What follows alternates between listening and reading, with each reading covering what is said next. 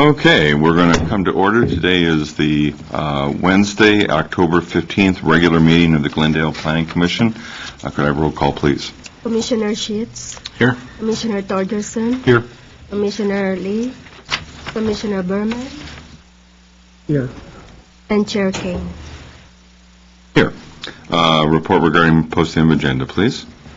The agenda for this meeting was posted on Wednesday, October 8th, 2008 on the bulletin board outside City Hall. All right, and would you please join me in reciting the Pledge of Allegiance? I pledge allegiance to the flag of the United States of America and to the republic for which it stands, one nation, under God, indivisible, with liberty and justice for all. All right, introduction of our newest Planning Commission member, Mr. Robert Berman. Any initial remarks, Mr. Berman? What would you like to know? Tell us a little bit about yourself, your favorite color, if you were a tree, whatever crosses your mind. Actually, I was born in Tacoma, Washington on June 12, 1926.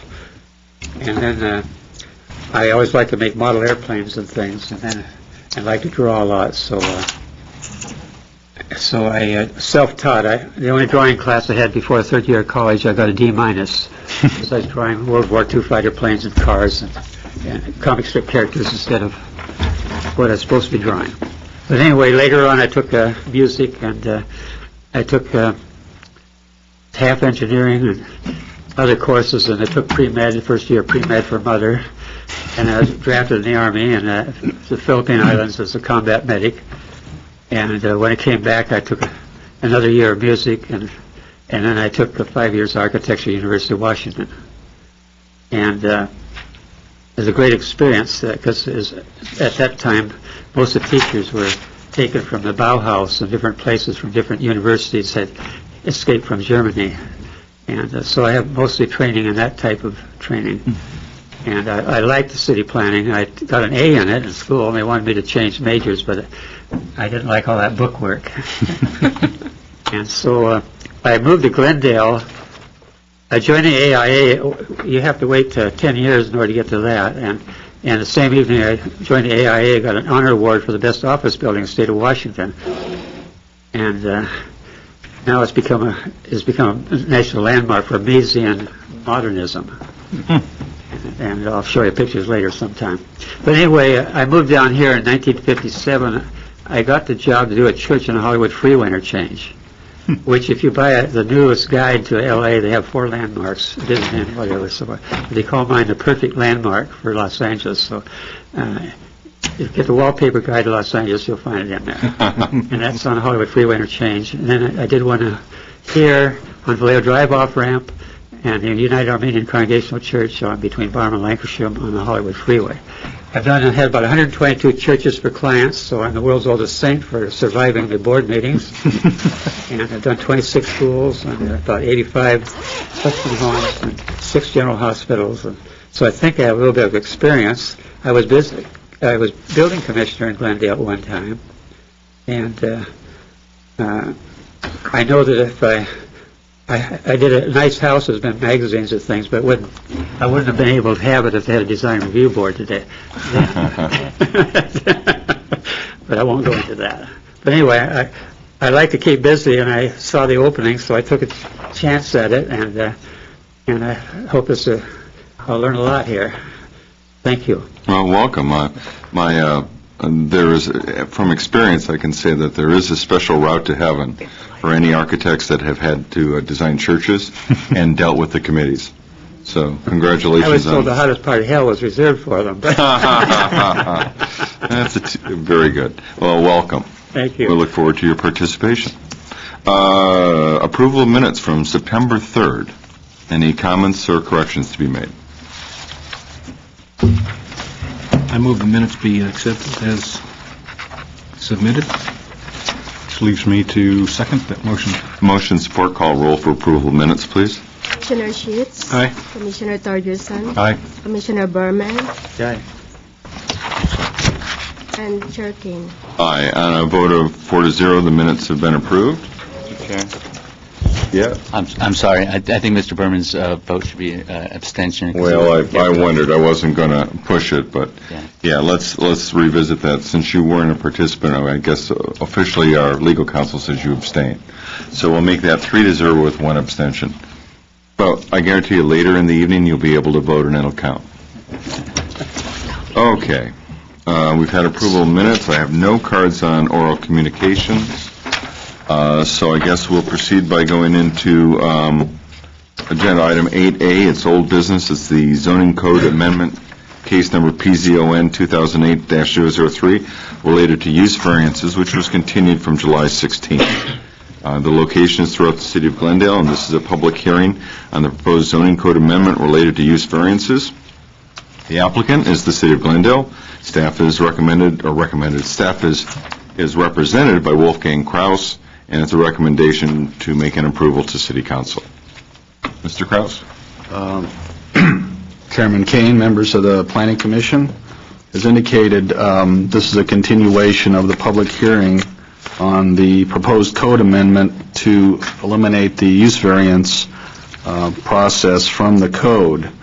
The whole issue of eliminating the use variance as a possible option, as opposed to other types of variances, was originally initiated by the Homeowners Coordinating Council.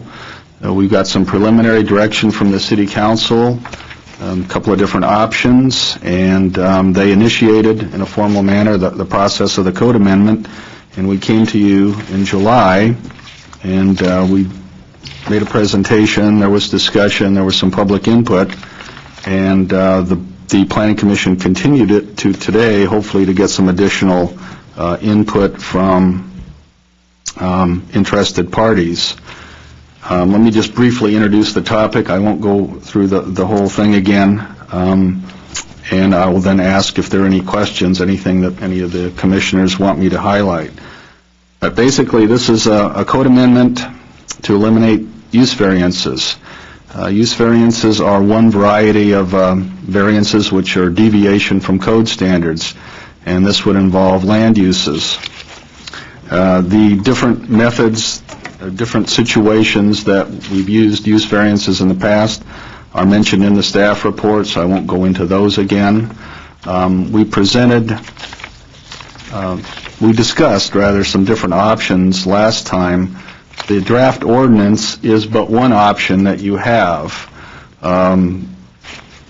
There are several options. One is to recommend to council that we make no changes and leave the use variance process in place. Another one is to eliminate it entirely with or without provisions for renewing existing cases that have expiration dates. Discussed that last time. I think most people that felt that was probably a good idea if we did go in that direction. There were two options that we didn't really present to you, we mentioned, because we discussed them at council, which was to have appeals on use variance cases subject to a supermajority vote to approve them. But as we mentioned, discussions with our legal staff and rethinking that didn't seem to be a reasonable approach because of the possibility of having denials without really addressing the findings. We have the draft ordinance, which was one of the options that council discussed. Well, there wasn't much discussion. It was sort of thrown out there, and let's see what reaction there is to it, which maintains the simple majority but eliminates the zoning administrator from as the initial review authority. There aren't many other realistic options other than the ones that are mentioned. The input we have so far in terms of written input, we've got two different letters. One was in your staff report. That's from Mike and Tony Maniscalchi, who basically would like the process to be left as it is, with a simple majority required and leaving the use variance process in place. Again, as to who the initial hearing body or hearing authority is, they seem to be less concerned with that as with maintaining the process and maintaining the simple majority. And the other is a letter from Shogi Apremian, planning consultant, former staff member, who, just to summarize what she has said there, she is recommending that we leave the process in place for the 2 or 3 reasons that are mentioned, one of which basically is it hasn't been a burden on staff, there hasn't been a large number, process seems to be working. There are some mechanical difficulties if you choose the version that's in the draft, which is eliminating the zoning administrator, because some cases involve more than just a use variance. So that would cause somebody to have to make 2 different applications and have 2 different decision makers on basically their project. So if you have a use variance and a standards variance that you're applying for the same project, that would go in 2 different directions. So she's saying that she does not recommend that.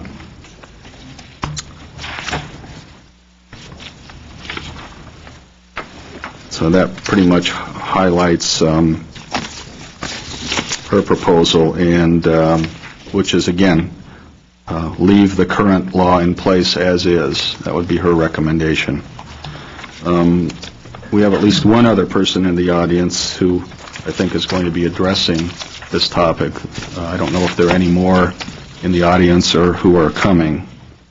So with that, let me ask if there are any questions. I know we have 2 new planning commissioners, one of whom is in the room now. I don't know if Mr. Berman or any of the other commissioners have any questions about the nuts and bolts of this. Well, by the way, as an update, since July, there have been no new use variance cases decided. So we still have, since the beginning of 06, 10 cases, 8 approvals, 2 denials, and some of those cases were renewals of prior decisions. So that's the latest. Are there any questions? You can ask now, or we can have public comment. Let's have public comment. I'm ready for public comment before. Okay. All right, fair enough. Okay. That'll be fine for now. Thank you. All right, we'll open the public comment portion of the hearing. We've got a series of cards. I'm going to allow 5 minutes, but I hardly encourage you guys to go shorter, because 7 cards, let's just move it along if we can. Margaret Hammond is the first speaker. Good evening, Commission members. Welcome as a new member to the Commission, I think. And staff, of course. Good to see you all. I am Margaret Hammond, and I'm the president of the Glendale Homeowners Coordinating Council. In March, our group presented a resolution to City Council asking for an ordinance to ban change of use variances in Glendale. And here is the resolution. Whereas Chapter 30.43 of the Glendale City Charter governing the issuance of variances allows for the issuance of change of use variances, whereas the change of use variances can result in a consequential changes of use, such as allowing for a commercial use in a residential zone, a multifamily residential use in a single-family zone, or more impactful commercial use in a commercial zone. Whereas approval of a change of use variance at City Council requires a simple majority, 3-person vote, instead of the 4-person vote required to approve a zone change. Whereas the protest provisions of the Glendale City Charter applicable to zone changes, which, if the protest is sustained, require a 5-person vote to approve the zone change, do not apply to votes on change of use variances. Whereas the change of use variances have been improper in general law cities since the amendment of Government Code Section 65906 in 1970. Now, therefore, be it resolved that the Glendale Homeowners Coordinating Council supports an amendment to Chapter 30.43 of the Glendale City Charter to ban change of use variances. And that's Margaret Hammond as the representing the Coordinating Council. Thank you very much. I think that's where we stand. Thank you. All right. Less than Thank you. 5 minutes. Thank you very much. We'll remember that the next time you're up and you want a little extra time. Lila Ramirez. Good evening, Chairman Kane, members of the commission. Welcome, Mr. Berman. I am the zoning chair for the Glendale Homeowners Coordinating Council, and I think you have a great staff report here. We've been trying to work with staff and council, whoever will listen, because there is a concern in the community that there is misuse and maybe even an overuse of this type of variance. And you have an option, which I think we also agree with. A variance should not be used to change a use in property better addressed by zoning. In the past, applications for a zone change have come before the Planning Commission, and when denied, applicants know that they can go before the zoning administrator and request a change of use variance, which they can and do promptly appeal to the City Council, where only 3 votes are needed, not the 4 votes required for a zone change. Sometimes 5 votes are needed if there is a protest filed. This provision in our charter is outdated and is especially unfair as it applies to homeowners. The community cannot dismiss the negative impacts this variance creates in residential areas, generally the reason for the Planning Commission denial. As stated earlier, change of use variances were abolished in general law cities over 30 years ago. Homeowners understand the impacts on our residential property values. We understand the use stays with the land. We are seeing the impacts of our residential neighborhoods when granted and are subject to unwarranted derision, intimidation, and threats when they're denied. The change of use variance is a zoning tool whose usefulness is out of step with our community and out of step with our zoning code. As an advisory committee to the city planning met extensively and went through a long process to refine and update very recently our zoning code. That came before you and was approved. Went before the City Council, it was approved. However, the provision that we're talking about here today is part of our charter, is beyond the scope of our charge. The ban for the change of use variance is timely, given our recent work by the community on transitional zoning and rezoning. We recognize that other zoning tools, such as the zone text or zone code amendment, are available for consideration by planning and the Planning Commission, should the need arise, such as in a commercial area. With careful crafting, this is a useful process, one that is used in other cities, including Burbank. And so I would like to ask you to amend the zoning code to prohibit use variances in the future, and as a possible alternative, use the zone code amendment as is per your staff report. All right, thank you. The next speaker is Lori Collins. Good evening, gentlemen. My name is Lori Collins, and I attended the meeting on the 16th of July, and my letter is appended. I'm going to go over that letter just briefly with you. I believe the code should be amended to ban change and use variances, but allow for a process to extend the current use variances when they come up for renewal. I think that's fair to those owners of property, and what we're looking for is basically to stop situations or to halt situations in the future that have an impact on neighborhoods. A change in use variances, as you've been told, were banned in general law cities over 35 years ago, and for good reason. I brought along this evening a book called California Zoning Practice. And this was written in 1969.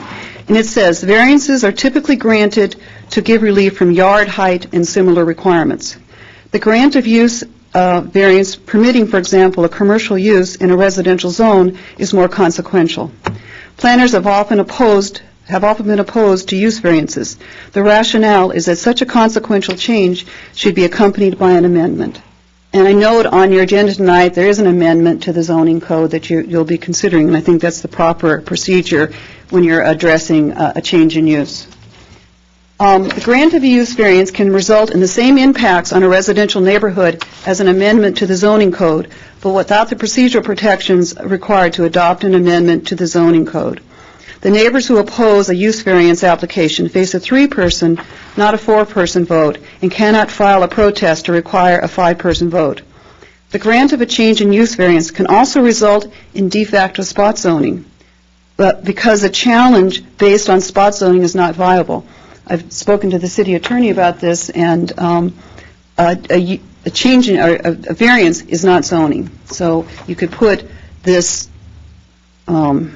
commercial use in the middle of a residential neighborhood if you make the findings on a use variance, and it would not be spot zoning. The city has recognized that a zone change can result in detrimental impacts to a neighborhood or vicinity, and thus requires that a zone change be approved only by a supermajority vote of the council. But the city also recognizes with use variances a type of variance banned in general law cities that really undermines that process.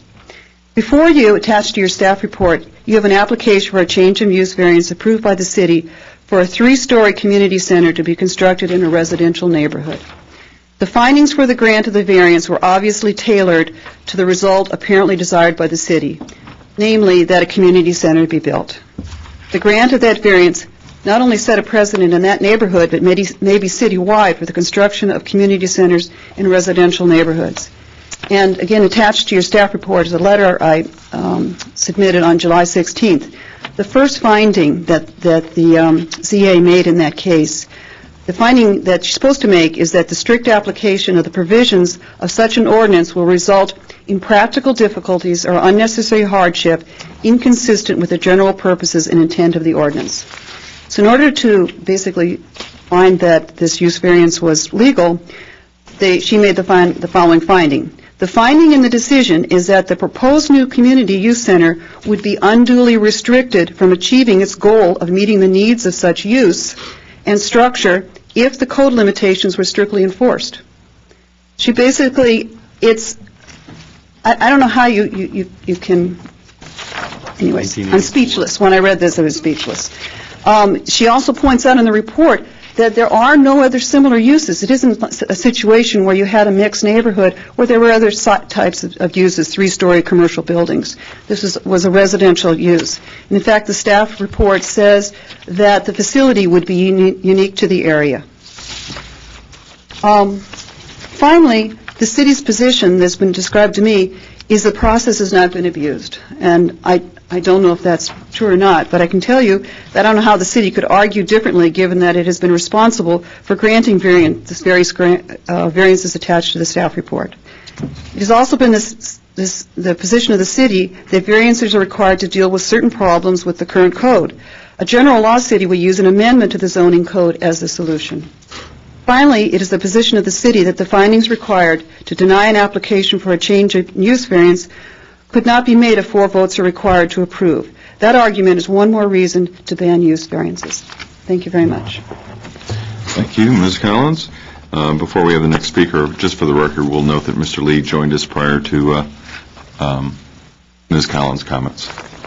All right, next speaker is Myrna Stanley.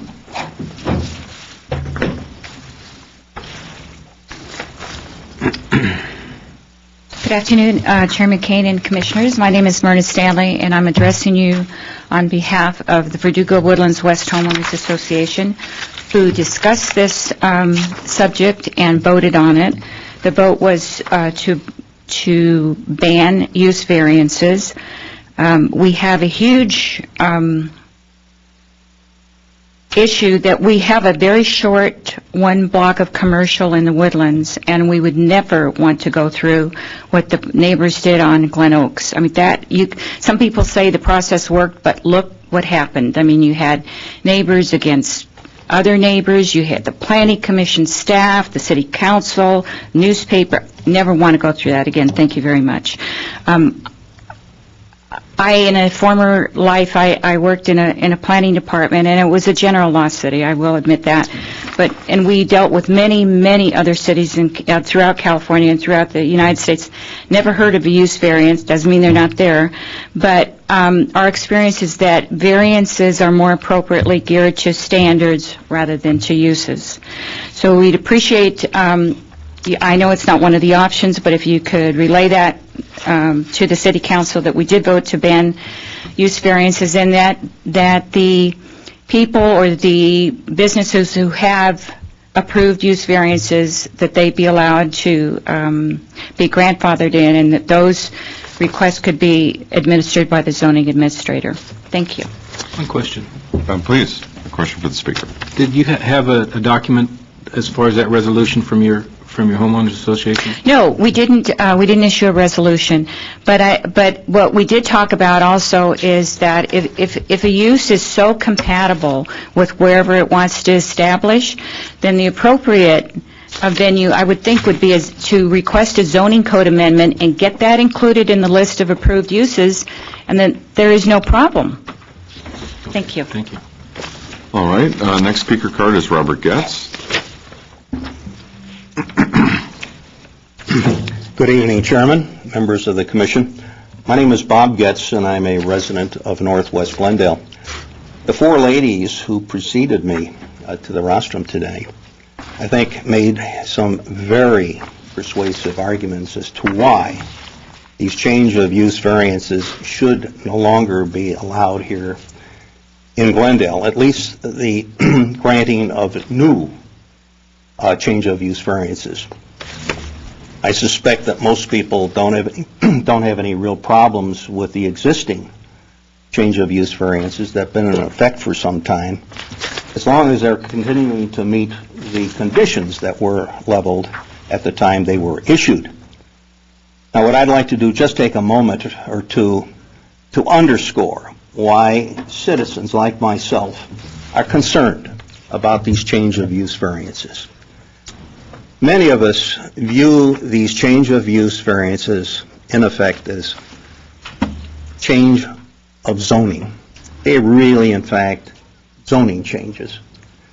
And as such, they should require the same supermajority vote that we see council having to meet when they make zoning changes.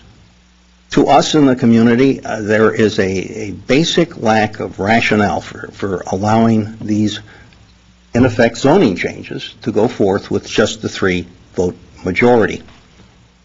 Now, we did see in the staff report some options, at least one option that would address this. But apparently the city attorney has decided that this would perhaps cause some legal difficulties, because there would be, as it's stated, denials without findings. Now, I'm not an attorney, but I keep running that one by my mind, and I do not understand that.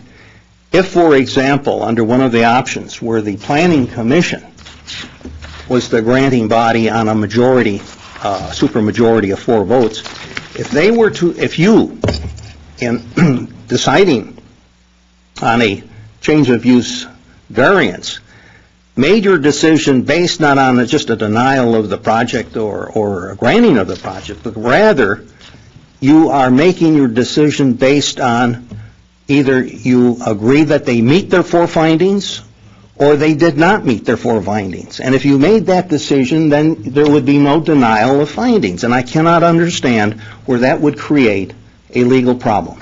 I have seen phrasing by attorneys to circumvent potential problems all the time, and I'm sure our very capable legal staff could do that to avoid that legal pitfall. But it's something that I have sat back and I just scratched my head each and every time I read that, and I did want to raise that question with you folks this evening. Thank you very much. Thank you, Mr. Getz. The next speaker card is Joseph P. Stiddick.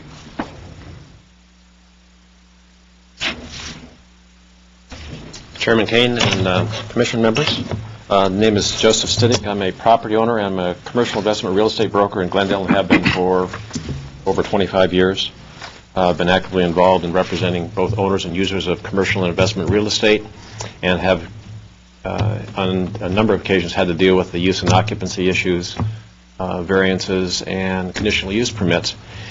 And I would say, so that I can make it a door without getting tar and feathered, I am a supporter of the sanctity of the residential areas, and I think it's really important that whatever steps are taken, that be addressed. I do think that's really important, and I don't think the intervention of any kind of a significant commercial use into a residential area is appropriate. But I would address the concern that I have, and I am supportive of retaining the variance process. I think it's really important, because there are aberrations in our zoning codes that require some mechanism to deal with these aberrations, and conditional use permits is one form of that vehicle. The other is variance use variances, and the constraints that are placed on the requirements to grant those two types of use agreements are pretty strict. And I think if you look at the history, I mean, someone indicated that since 2006 there were a total of 8.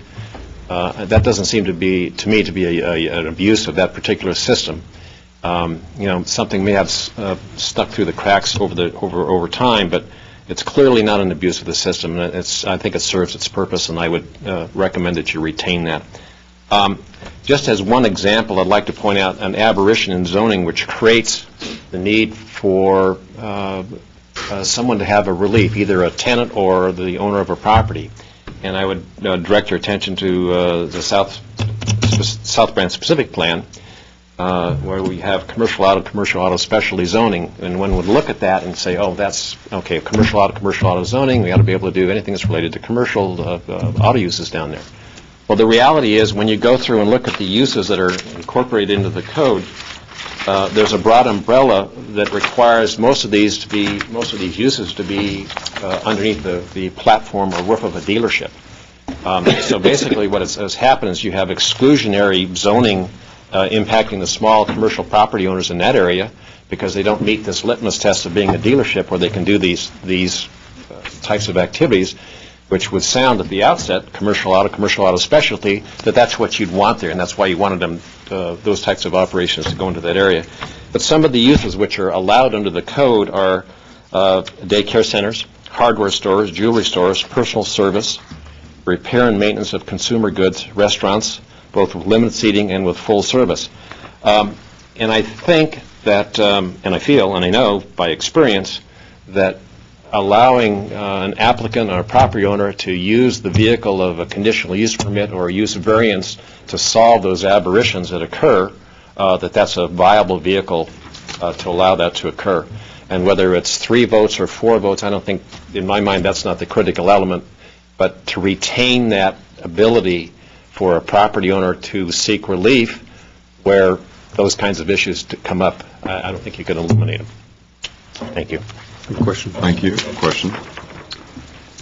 So in your example of the aberration of the uses allowed on South Brand Boulevard, what it sounded like you were saying is I couldn't put an auto parts store in between Lexus and Star Ford. That's correct. If you don't meet the... But I could put a restaurant or a daycare center. A restaurant, daycare center.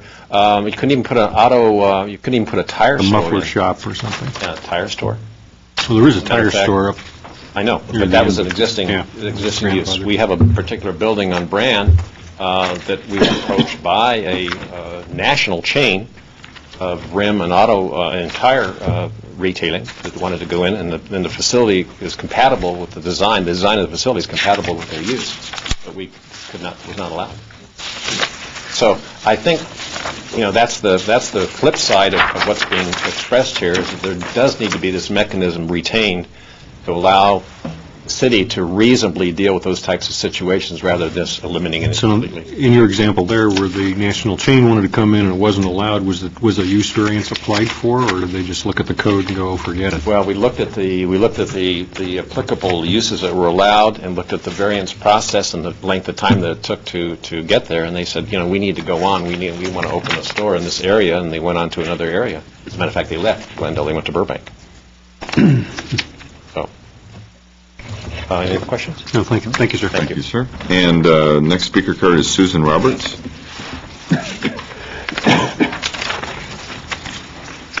Good evening, Commissioners, staff.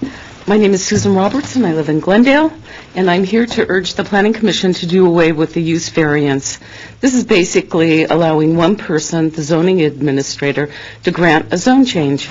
Let's not kid ourselves. Once a use variance is granted, say from residential to commercial, it's never going to go back to residential. A use variance allows for a zone change without the same controls as a zone change request to the Planning Commission.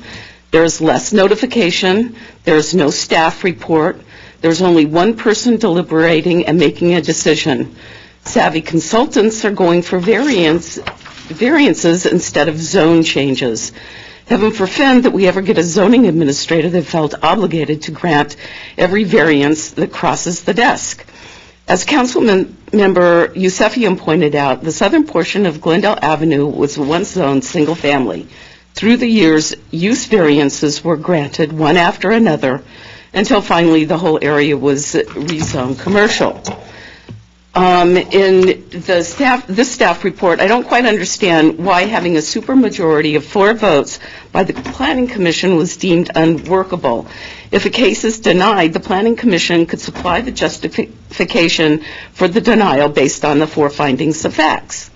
I do not oppose grandfathering in existing variances, but I do believe that the use variance is not a good practice and urge the Planning Commission to ban the use variance and require zone change when a project does not meet current zoning code. Thank you. Thank you, Ms. Roberts.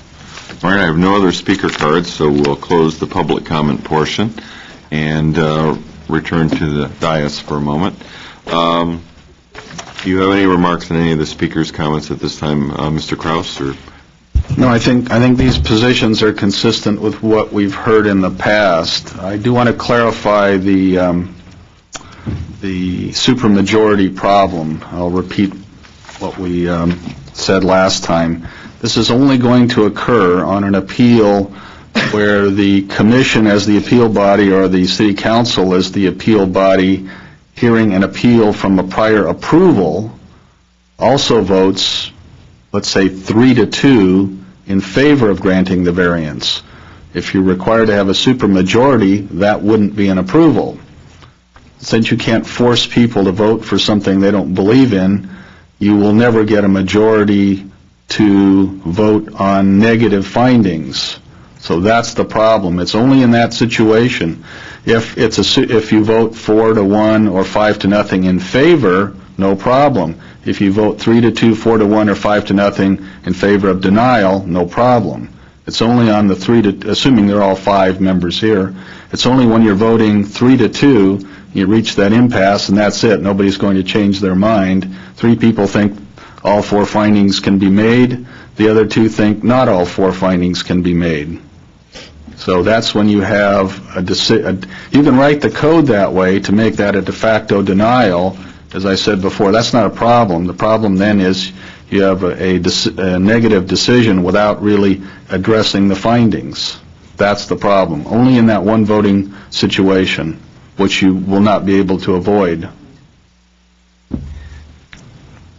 I'll admit that I couldn't get my head around it before, so I'm going to ask a question, and maybe I just missed the point, but the way you described it just now, Mr. Kraus, it sounded to me like if you had 3-2, then the findings were not met. If I can expand on that, maybe. Because that's the problem. If you didn't get 4, right, and it was not met, so it... And that's the problem, Commissioner Sheets. Under California law, even though our code says you need to make the 4 findings to approve a variance, you need to make findings whether you're approving or denying a variance. So, because when someone wants to challenge that decision in court, the issue in court is were the findings made and were those findings supported by substantial evidence. So in the case of a 3-2 vote to approve a variance, then you have 3 members who don't want to support a denial. And so you would literally have no findings to support that denial. And so when it goes to court, the judge is going to say, where are your findings to support the denial? I need to see what evidence the city relied on to support denying that particular variance. And they won't be there because if, for example, just using this commission as an example, if You and Commissioner Torgerson and Chair Kane voted to support a use variance, and Commissioners Lee and Commissioners Berman did not want to support that variance. That would be denied. Yet, when we came back with a motion to deny the variance, that motion would also fail because you wouldn't have 3 members supporting that denial. So that's the situation that Mr. Krause is speaking about. It's just in that situation where we had 3 members supporting the variance and two members who don't support it. We would never be in a situation where we have findings for that denial approved. And that's the problem legally. We just can't, we wouldn't be able to support it. And then just the opposite, what's the difference in having 4 against? 4? Yeah. Well, then you would have 4, well, if you have 4 members in favor of the variance, then you have the 4 members. It's accepted, there's no question. Right. Absolutely. And any other, as Mr. Krause explained, any other vote you would be able to get the number of votes necessary to support the findings. And this is in contrast to a zone change, which is legislative. You don't need findings other than, hopefully, it's consistent with the general plan, right, which should also be amending if necessary. So, and if you didn't get the 4 votes for the zone change, then it dies, and you don't need to make any special findings. But on variances, you need to have findings, and that's the problem. Whether you're approving it or you're denying it, and in that situation, you wouldn't get 3 votes to support denial of a variance, and that becomes problematic. So it seemed like a good idea at the time, but after the instant replay, then it was out of bounds. I'm sorry, maybe I'm just the densest person up here. It is a little complicated. It seems to me if you've got, in whichever direction, deny or approve, if you've got a 3-2, the 3 people voting would be voting on a resolution saying that the 4 findings have been met or not met and the reasons why, and that's what you'd take to court. Yeah, but again, if it's only 3-2, those are the findings to support approval of the use variance. Then you would have 3 members of the commission say supporting approval of the use variance, and you can make those findings. But you need 4 votes to approve the variance. Or you could say that 3-2 would mean that 3 people are supporting the approval of the variance. However, the variance would fail. So you would have a failed variance without supportive evidence that the findings were made in a negative fashion. If you have a simple majority supporting approval. Oh, you turned off your mic. Yes, if you have a simple majority, supporting approval, but the findings cannot be made for denial, you need 4 people voting no to make the findings for denial. No, actually, you'd only need 3 voting. Well, yeah, you would. But if you have 3 people voting yes and 2 people voting no, you have the findings for approval, but the variance is denied without support. Mr. Chairman, I hate lawyers. Not personally. Not personally. Are you making that not personally? Not personally. Is that a motion? Do we need 4 votes? Yeah, I see the quandary. I see the quandary. It's complex, but I can see that. Okay. Were there further comments? Again, other than that, it seemed to me in discussing this, without representing any one individual's position, the consultant sort of commercial real estate interest seemed to be that flexibility was needed. Again, I tried to mention last time, there are some subtle distinctions between uses. There's legal nonconforming situations. There's cases where you're not just putting a commercial use or proposing to put a commercial use in a residential zone. You may already have a commercial use in a residential zone because the area was downzoned. That has happened in the past, and people have applied for more flexibility. And the counter argument is well, you can amend the code too. True, but some of these distinctions are so fine that I don't think the community or the council would necessarily be comfortable amending that for every possible situation. And again, we'd like to think that the findings themselves are enough of a tool to guarantee the proper outcome.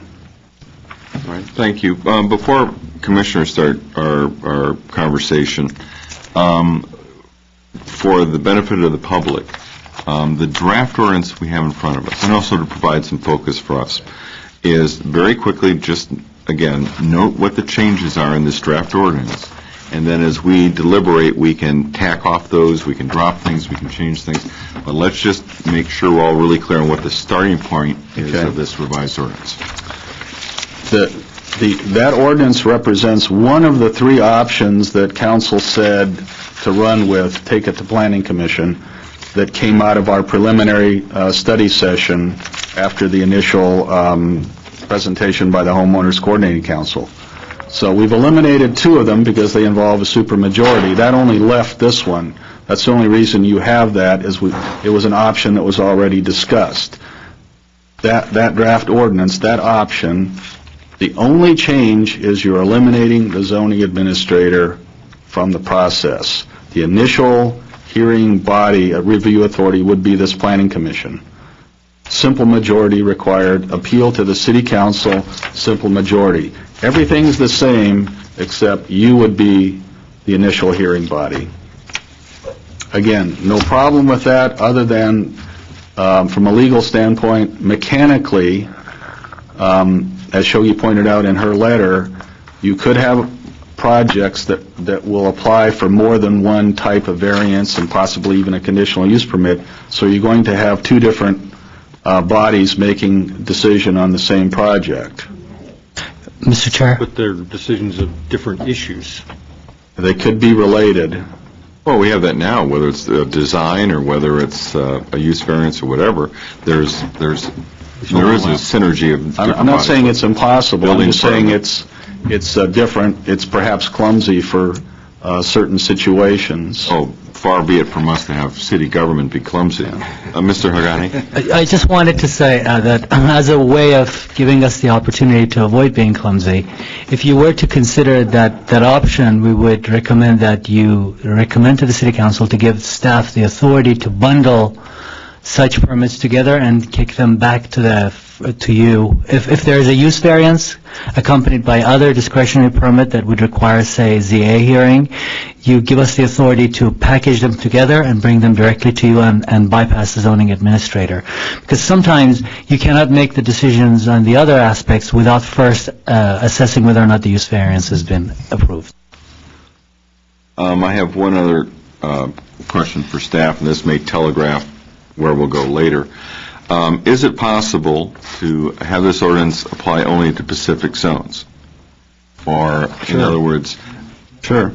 For example, banning use variances in residential, in everything but banning them only in R1R and R1 zones. You could do that. All right. So we can continue our conversation in that direction. And by the way, as a matter of historical perspective, the Planning Commission was the hearing authority for all variances from the mid-20s to the early 50s.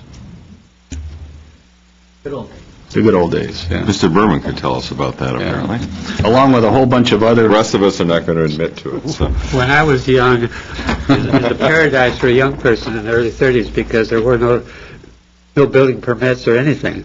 And so we had a bakery in our backyard, and across the street we had a candy factory, and we had a fire station, a church within 1 block, a church, a fire station. Church had no parking lot because you could walk there. And you had fun because everywhere you could go all these different places. And then you had your playground in the alleys. And so you didn't have to park in the street and catch a streetcar. But things have changed. Yes. Thank you. Okay, so that said, I would like, Mr. Berman, you can continue, or any of our fellow commissioners, if you would start kind of walking through your opinions and your thoughts about this proposed variance, or ordinance, rather. Mr. Chair, I'll start. Please.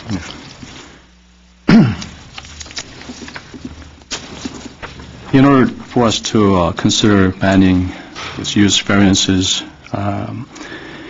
we need to find inconsistencies and problems with the existing system. So in doing so, I was going over the past cases, looking at whether or not there were consistencies throughout, and whether or not there was a misuse of the variances.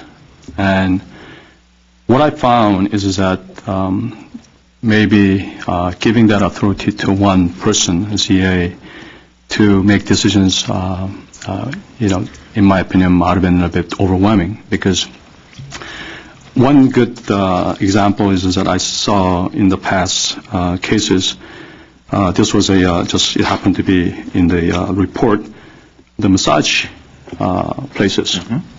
And one, massage place, because it was a therapeutic requirements, that it was granted 5 years with conditions. The next one, because of the problems that he was having, citing by the police, it was denied. In the third case, it was granted 10 years, but no mention of therapeutic requirements. And so I did not find any consistency here. Yes, we do not need massage parlors, but at the same time, why was one without any therapeutic requirements were granted 10 years of CUP versus 5 years when they were licensed therapeutic? So this indicated to me there was inconsistency and there was misuse of this authority body to grant use variances. And then I went back to other residential variance cases. And one of the things I read in the, state requirements is that, I'm supporting the fact that, yes, there are cases where we need to use variances in certain cases so that it is consistent with the development of the area and so on. But in many cases where the hardship was supposed to be the reason, I'm sorry, but I could not find the hardship reasoning that it was stating there. So I think there needs to be some sort of a change in the system. I do not think the existing system of a one ZA granting use variances is effective. Thank you, Mr. Lee. I can go next. Please. Well, I agree with Commissioner Lee. I've seen a lot of cases where you read the findings for a variance and it reads that the hardship finding is hereby made because if we didn't let him build this, it would be a hardship. And there's a certain circular logic that seems to be applied sometimes that I've always been kind of disappointed in, shall we say. I think all in all, after hearing all the arguments, after finally giving up on the supermajority as being incomprehensible, I would support banning use variances in residential zones, grandfathering existing use variances in residential zones, and then going with the stated 3-person planning commission plus the bundle of whatever other variances and CUPs might be involved for all other zones. And the role of the ZA in this draft ordinance?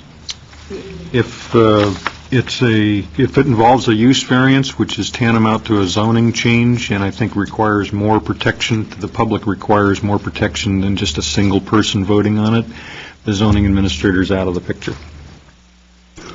They would come directly to the Planning Commission. I do have one question, and that is when there is no appeal, when zoning administrator makes a decision, and there's no appeal that we just get a report, but then commissioners, when they get the report, read on the case, and we find some problems with the decision. Is there steps that is taken to safeguard the case, or because if there's no appeal, then it just goes ahead? Yeah, if the reports you just got. Yes. Mm-hmm. Yeah, if there's no appeal, then the decision becomes final after 15 days. All variances have a 15-day appeal period, regardless of what type. Anybody has a right to appeal.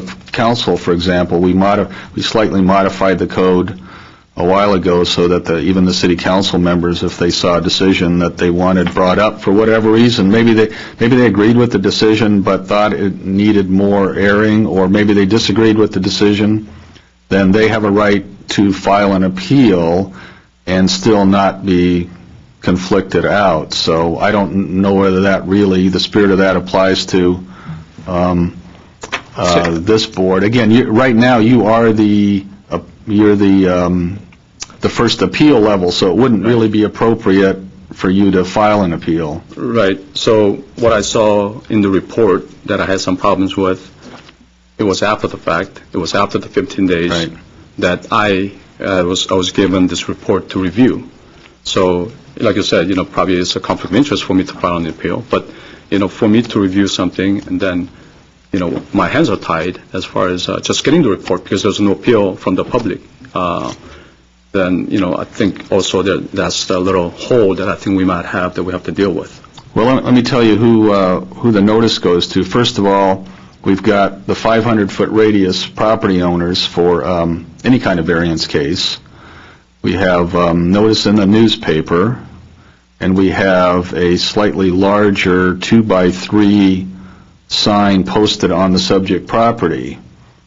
It's on television, just like now. It's on the webcast as well. Even the older meetings are usually something you can bring up. You have the. And if I may add, as of the yes, beginning... right, the homeowners associations, we do that as a policy, not as a requirement. All the homeowners associations are notified. It's on most of the notices are on one place or another, the city's website. So there's plenty of public notice. So you would think if it was an unpopular decision one way or another, there are enough people that should be interested that have the ability to file an appeal. So. Well, let me interject in that. With all that long list of characters, if you will, that are getting the notice, an individual citizen could get added to that list upon request, could yes. they not? Yes. So, whether he's a commissioner or not, if he's interested and wants to be involved soon in the process, all he has to do is call the city and ask. Is it verbal or does it have to be in writing? Well, it should be in writing. It should be in writing. And also, I must add that as of the beginning of next year, which is just a couple months away, we will be having staff reports with recommendations from case planners on the zoning administrator cases. And they will be published online the same way that your staff reports are published online.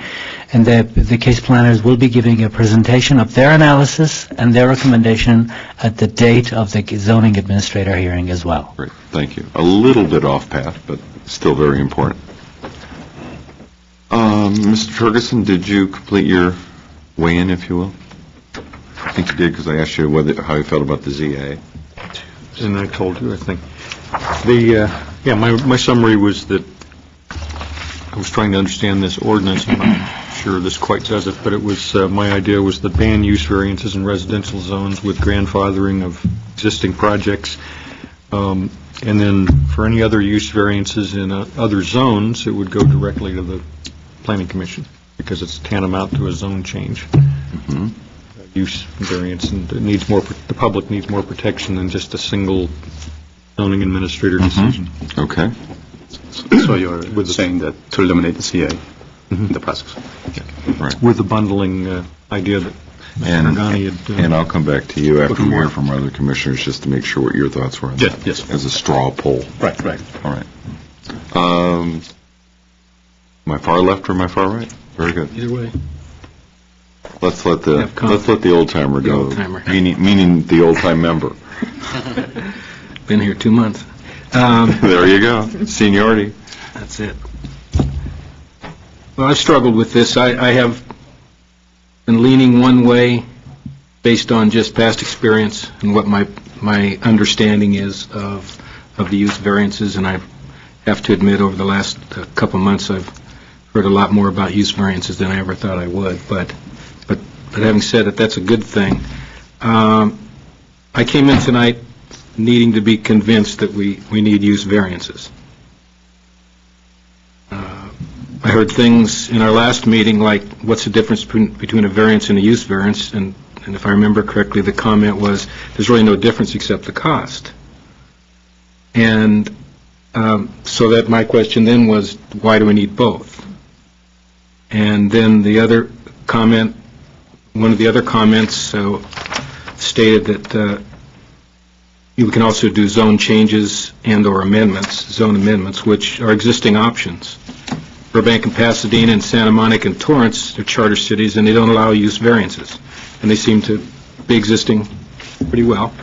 I haven't seen anything in the package that seemed to be very thorough and give us a lot of details. I think I asked the question if we had any sense of where they stood on that, or if they had any pushbacks or any resistance, and there was no information at that time. The supermajority technicality issue is difficult for me to understand, but I'm starting to get a better sense of that. Mr. Kraus mentioned this evening that, based on the letter we received, that in some cases you might have to have two bodies of review based on two different issues that they're trying to pursue. I didn't see any of those or anything like that in the 10 or 12 cases that we had. I don't know. I don't have a sense for how many of those we might have.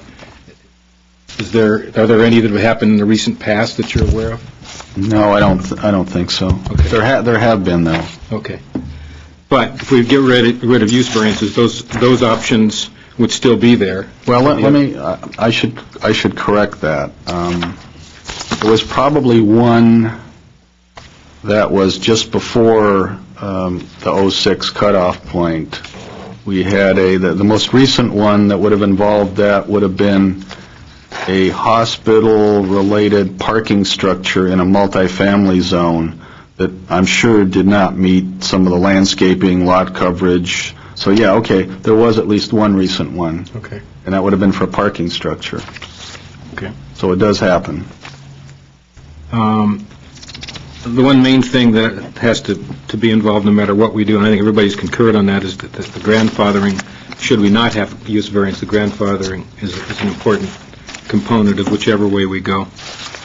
I personally feel, based on what I've observed in the package and listened to here from input from the public and statements made by the staff, the findings based on how we do the process today can be very subjective. And I had difficulty with more than one of the examples how the findings could be made. I mean, I could have done that without any training based on what I wanted to happen in my neighborhood. So that was the sense I got. That's how I felt. Now, granted, I'm not trying to reflect on anybody that would do that process as a matter of course, but my sense was it just supported whatever somebody wanted to find.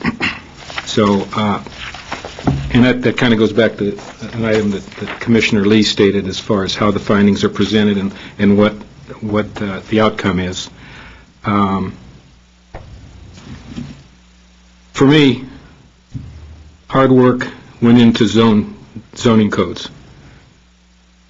People would develop in a certain area knowing the restrictions and limitations placed on that area by city codes.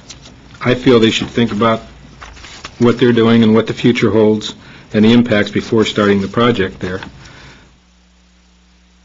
Knowing that there are other, as one of the public comments stated, there are other things, there are items that will come up that you're unable to deal with. It doesn't account for it, especially where commercial butts up to residential.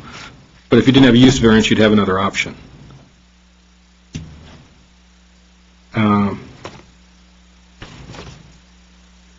To me, my perception is sometimes variances can be used to bend the rules.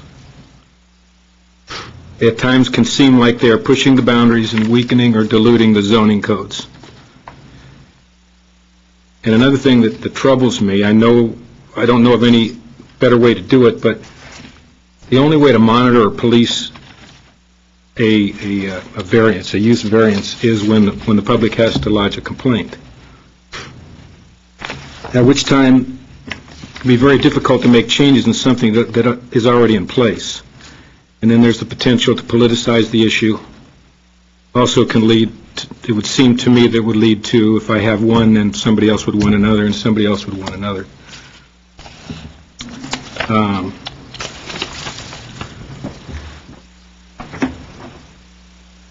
I think if conditions have changed significantly in an area, then a zone change or a zone amendment would be necessary, as was mentioned, I think, in one of the comments earlier tonight, that if it's that important and it's something that's missing in the code, then you need to make that, you need to put the time and effort in that went into establishing the code to say, wow, if we need that here, then we might need it down the block, we might need it across the community. So it's something that would need something more than coming before this body or a zoning administrator and contacting people across the street or down 2 doors down and making a change of something that was established based on a larger amount of study and input.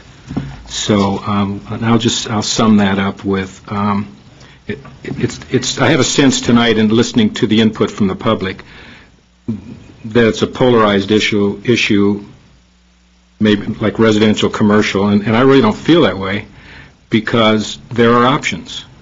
A use variance is one. A use variance is questionable. There are some issues about it. So if we didn't have a use variance, there are other options to make that change, whether it be a zoning amendment, change the zoning, and there's a process in place to do that. I just think when you add a use variance, it gives another layer.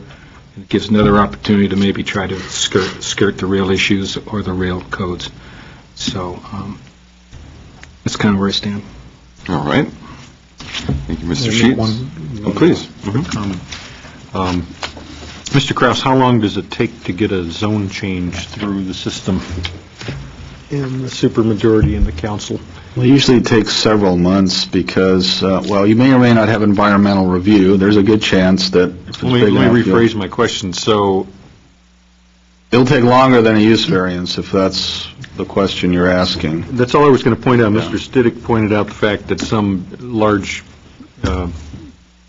national chain store or whatever wanted to come in and put a store which might have been perfectly appropriate for the South Brand area and a value and a benefit to the city and more tax revenue and so forth and so on. I don't need any car tire or car rims myself, but I know a lot of people that like those. And if they came in and it wasn't, that use was not specified in the zoning code, the options other than a use variance would be limited to a 2 or 3 month process of trying to get an amendment through. Yeah, a code amendment or a zone change. Again, it's not likely that the city council would spot zone something unless it was if it was a big site, maybe a half block or something like that. Well, okay, the permitted uses on South Brand basically said auto dealerships and daycare centers and laundromats and whatever. There was this whole list of things, and it would seem to me that just adding a category of auto parts stores or something would be fitting and an easy change to make. Yeah, a code amendment. I don't think that's spot zone. Right. No, a code amendment would be a little shorter process than an actual zone change. So the person or the applicant would have a choice: either change the zone to one of those in the South Brand plan, for example, that allowed that use, or apply for a code amendment. If it's a larger site, they'd probably have a greater chance at the zone change than if it was just, in the middle of the block. That's probably not going to happen. But a code amendment would apply to all properties with that zoning designation, not just that situation. Yeah. So the zone change, you're looking at least 6 months and probably a little bit more than that. A code amendment, 3 or 4 months. Again, they have to come, we have to do the advertising, they have to come to this body for a recommendation on both, a code amendment and a zone change, then it has to go to council. So there's no appeal process, but both of them are two-step processes. And so even if there's no opposition, if everybody thinks it's a good idea, it can be supported with the general plan or whatever other element or whatever other documentation that is out there or that the applicant supplies. It's going to take a lot longer than a variance would, which is why a lot of people, take the expedient approach and just apply for the variance and keep their fingers crossed that the findings can be made. Mr. Sheets? Just along that line, it would seem to me, just kind of supports my thinking that if a use variance can be obtained quicker, that would be a reason that we should go to the other option. just based on my thinking, that if in fact, the example that the gentleman gave us tonight, I think it sounds like a good reason that you do something. I think it's very important. I think it's very critical to expand the uses and support the needs that are there. But there would be other options, and then if we went that direction and went through the process, even though it might be a little more lengthy, then it's done. There's no question as to whether, well, if I can do this, then I can do that, and if somebody else did it here, I can do that. And it just seems to kind of expand in a less organized way. Well, the reality is, the longer something takes, the less likely it will happen. Possibly, yeah. And Just depends on how in important. residential neighborhoods, so be it. Commercial neighborhoods, you're losing opportunity. I understand. The good news is that once it's done for everybody. The next situation in line won't have to go through that process, if that's really what the community wants. And you might be more, in this case, it would say rims and Right. tires. It would make me think that I would think outside of that realm and say, if it's that, then we need a parts store, and we might need, since it wasn't identified initially, it's because they did their best based on what they knew could go in there today. Well, now you know that more things can go in there, and I think you could encompass all of those items for the right reasons in a very positive way that supports the long-term plans and efforts and targets for the city. So I agree, it would take longer. I wonder if it might not be better to take the long version so that it's done right and everybody's better off and there's no limitations in the future. All right. Mr. Berman, your thoughts? It's over my head. Mr. Chair. Mr. Lee? Use variance is a tool that was put in place, to benefit the community. And obviously, I see the need for it in certain areas. So I'm in agreement with Commissioner Torgerson in that, most of the cases that I've reviewed was variance application for residential area. So if we, let's say, ban the use variance in the residential area, then, your worries about so many cases coming before the commission hearing, that worry is gone. And then you are really left with dealing with commercial uses, the variances there, and the tool that was placed there to help, to promote, to help develop the city, but not at the cost of the residential, the lifestyle of the residents in Glendale. So my position, I know Commissioner Douglason indicated, support for the ban in the residential and support for the use variances in the commercial areas and so on. I am for that. And, go along with Commissioner Douglason there. Okay. I have a few comments. And a lot of this just goes back to having been on the BZA and now several years under my belt with the Planning Commission, just seeing process, as it's unwoven or woven through. The idea of bending the rules and to get a use variance passed absolutely happens, but it happens with conditional use permits, use variances, other variances. It's all project specific, and whether the ZA or the BZA, or in our case the Planning Commission, or City Council for that matter, sees a project that's just so important and so attractive that there's a little bit of wink, wink, nudge, nudge going on. So the bending of the rules will happen regardless of whether we get rid of use variances or not. Now, over the last 2 years, the use variances that were involved was RV parking, a vehicle storage, a community center, a duplex addition, an office in a residential neighborhood, 2 daycares, a school, which was a continuing use, and a beverage sales, which I think was continuing use. So I'm not seeing a lot of misuse. I'm not seeing a lot of abuse. There were 2 areas where I think over the last 2 years there's been a certain amount of anxiety. Some people weren't happy with the community center. I don't recall, was that community center appealed? Right. I don't think so. Right. So it went to the ZA and there was never an appeal. So while some members of the community might not be happy about it, they had the right to appeal, and it never happened.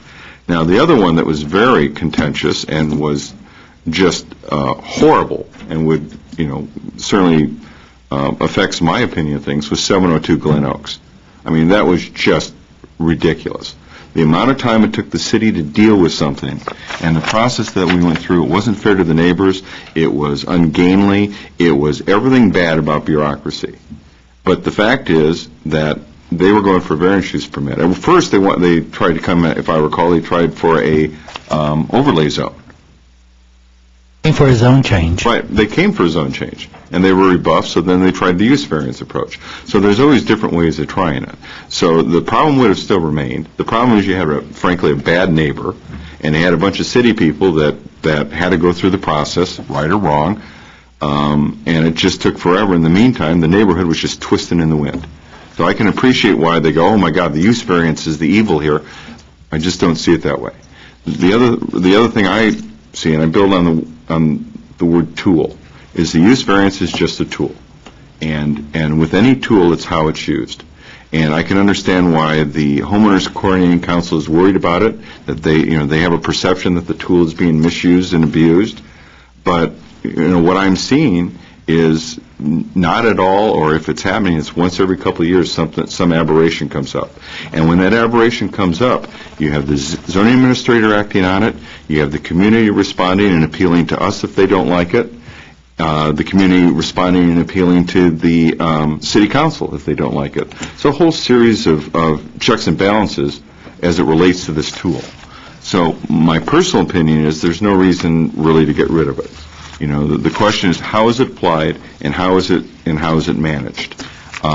If the feeling of the commission is to get rid of a use variance, I would encourage you to limit it only to R and R1R, and let the other areas of the city, the commercial zones and the high density residential zones, still have that tool.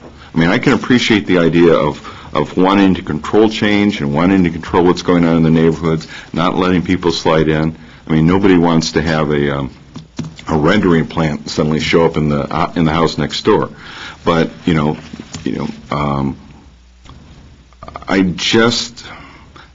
there's all sorts of cliches I could use, and probably the most obvious one is baby with the bathwater. And if there's a problem with a particular project, don't blame one of the tools that was being used. NROS, okay, fine. Don't blame the tool that's being used. I also am a little reluctant to remove the zoning administrator from the process, and that goes back to the community being able to react. If we remove the ZA and supposedly streamline the process, then all of a sudden something comes to us, and while we have a deliberative body, we have 5 minds looking at it, our 5 minds are not necessarily, are clearly not the experts in zoning application and what's compatible and so on. We're more of a, hey, does this pass the smell test? What's the problem with it? And I prefer to see us be the second body rather than the first body. Again, for the whole purpose of the zoning administrator can vet something, see if it works, work with the applicant, and move it on. If it doesn't meet the satisfaction of either the applicant or the community, they appeal to us, and 5 of us can work it over and take a look at it and decide on a broader section of the community how we feel about it. And then if they don't like it from there, then they go to city council. So I'm a little reluctant myself to get rid of the ZA role, just for that purpose. We've got a lot of directions to go in. I could very well be in the minority on most of them. I will say that the grandfathering, has been brought up, is important. I think if we do anything, we should limit it only to the R1R and ROS zones. But I really urge us to consider whether we really want to remove the ZA and whether you really want to take that responsibility and potentially limit the role of the community. And that's why I'm reluctant about it. I don't necessarily like all the decisions that one of the ZAs might make, but there's certainly enough room for the community to appeal and for us to correct it. Mr. Chair, I just need a clarification. You mentioned that since 2006, there was 8 cases. When I reviewed it, it was 10 cases. But 2 tonight. Oh, okay. 2 tonight. Okay. And now, the report that I got for month of August and September, I count CUP's variances, and just last 2 months, it's 12. So, I need a clarification here. Well, we're talking about simply use variances. The reports that we're getting now from staff handle all the different types of variances and conditional use permits. Yeah. So that's a much broader action. Okay. And then another thing is that, the ZA, now, let's say if we get rid of ZA, but we still have the benefit of staff report. Oh, for us to, absolutely. to review, so, okay. Mr. Sheets. Add a couple comments based on, my perception is we don't need the use variance, if that's not stated clearly yet. But in following up on a couple comments you made, I think it was, if we've decided it's 8 or 10, I think it's 10 cases we had. I think I counted the majority of those, or almost half at least, that were renewals. And we've already defined that's something that has to be clearly stated. So let's say there were 5 in that period of time. To me, that goes the other way and supports the fact that the commission, if we went that way, would be able to handle them and would be the right body. But just to kind of respond to a couple points, I do understand that the use variance is a tool. I think it's another layer based on the tools that already exist. To me, it seems that those tools would be more than adequate to take care of this issue. But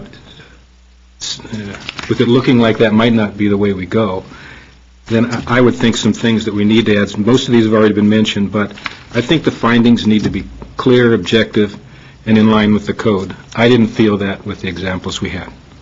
And if we're going to, if in fact we move forward, if in fact we do it, the Planning Commission would review those. I think we need to be real clear on that, and we'd need to be held to that standard. And so that also, the other item is I can support it coming to the Planning Commission. I think that's a better route to go. I think it'd be more effective. I also support if we're not going to eliminate the use variance, the not being in R1 and ROS. I'm not familiar with that one. Residential open space. That one. Yeah, it's the 3 single-family zones. Okay. So those are just knowing that it might go in another direction, those are my thoughts on that and what I think my support for those items. All right, thank you. Other comments, commissioners?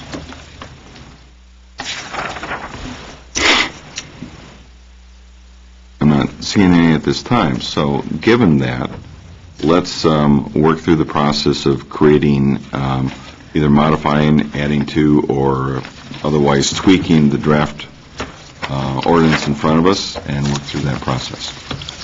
Like Commissioner Torgerson had stated, so I think that has pretty much all the languages I think you want. So maybe you should make the motion. That's a shrewd decision. Why me, Lord? Whatever he said. Yeah, the only problem I'm having right now is I'm pondering Mr. Kane's argument about whether things should come directly to this Planning Commission or the Board of Zoning Appeals, I guess is the language in the... Let me bring staff in. Mr. Hagani, make the arguments pro and con. You've heard my concerns about public outreach and public involvement. That's really, and also the concerns about a single person making zoning change decisions, or what are tantamount to zoning change decisions. Well, the arguments, of course, I think you've mentioned both the pros and cons of each. Let me just emphasize that. The reason that I interjected something that seemed somewhat, on the side was that one of the issues that we have been hearing has been that whether it's any of the zoning officers or the zoning administrator, that one individual hears the case for the first time and makes a decision sometimes 2 to 3 weeks after the date of the hearing, and the community is wondering in the meantime what's happening. So we're addressing that by providing staff reports. I think that's going to make a huge difference. Staff is not attached attached either way, whether the Planning Commission would like to recommend that the Planning Commission be the first hearing authority or the zoning administrator. The only difference really is the number of cases that may be too small for you that might come your way. But either way, we will be providing a staff report. Whether it's to you or to the zoning administrator, to staff doesn't make a difference. I do think we have heard the community saying that the burden of having to fight a case when it has to go to the zoning administrator, and if it's appealed, then to the Planning Commission, it takes a lot of energy. We certainly have a lot of compassion for that. On the other hand, we hear the same from applicants that having to deal with a community outburst against a project several times in a row is a burden on them. Well, who is correct and who's not, it's not our position to judge. We can say that this is the process. If you want to cut it down, we can do that. And if you want us to be more rigorous in our zoning administrator staff reports, and we want staff to take a more active role, you can direct us to do that too. Well, and you've actually, I had overlooked the fact that when the ZA does a hearing, the response is not instantaneous, like it is with us in an appeal process. It's under deliberation. There's a couple weeks that goes on. There's still basically time for the public to comment. Isn't that the case? Or is that typically it's closed and it's just up to them? It's a closed book at the end of the hearing, right? Technically, it's a closed hearing. So the only difference is it takes 2 weeks to bake the cake versus us with the microwave justice. Yes, and we think part of that has to do with the fact that some of the information is being presented for the first time, as opposed to when there's a staff report and a recommendation and an analysis available to the zoning administrator or the hearing officer. The other thing we see a lot with the ZA process, too, is an evolution in the project. A series of compromises being made, and eliminating the ZA removes one step in the compromise. So it may be a worse project, well, I don't know, maybe it just gets voted down, period, but there's just one less level of mediation, if you will. My concern, either way, is I understand that the community can get fatigued fighting an issue, but likewise it takes a while for that sleeping giant to awaken. And I see the sleeping giant far more often than I see people just getting burned out and, let them build. If anything, it's more and more people get worked up on it. Let's use the Oakmont 5 process.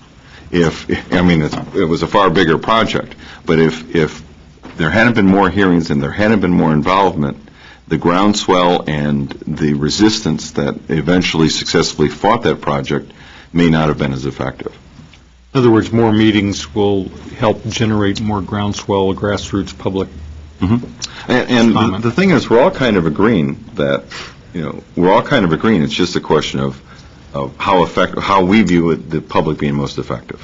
What possible recommendation could we make that would put into effect a process whereby the city attorney or some other planning department review is conducted on the findings of the zoning administrators?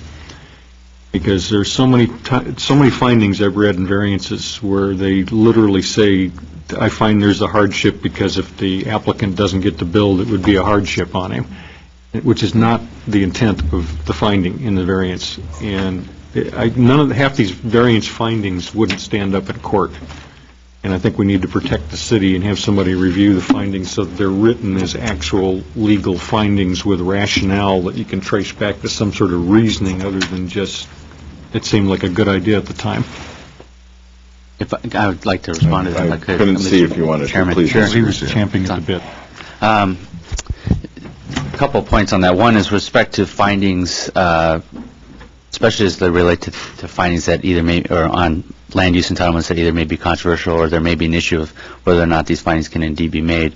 The zoning administrator has actually asked us to review them before she's issued them.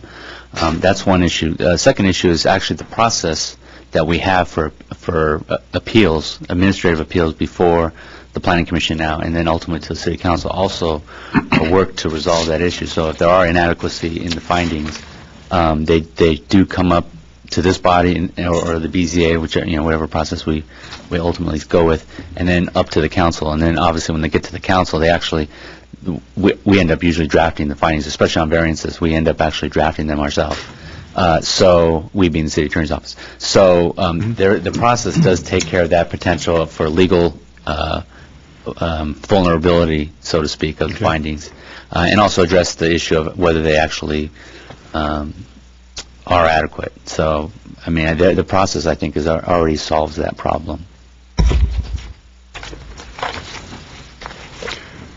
Well, for the sake of time and everything else, I guess I could find myself agreeing with you that... Well, not necessarily. I mean, I may be the minority. I mean, put something together and let's see how people vote. I mean, I like it in my own way, but if I'm only 1 out of 5. The banning of use variances in R1, R1R, and ROS with grandfathering, step 1, I think we all agree on that. Step 2 would be the amendment as written, or the amendment rewritten to have the Planning Commission be the first body to look at the use variances. And I'm on the way the draft is where the Planning Commission is the first body.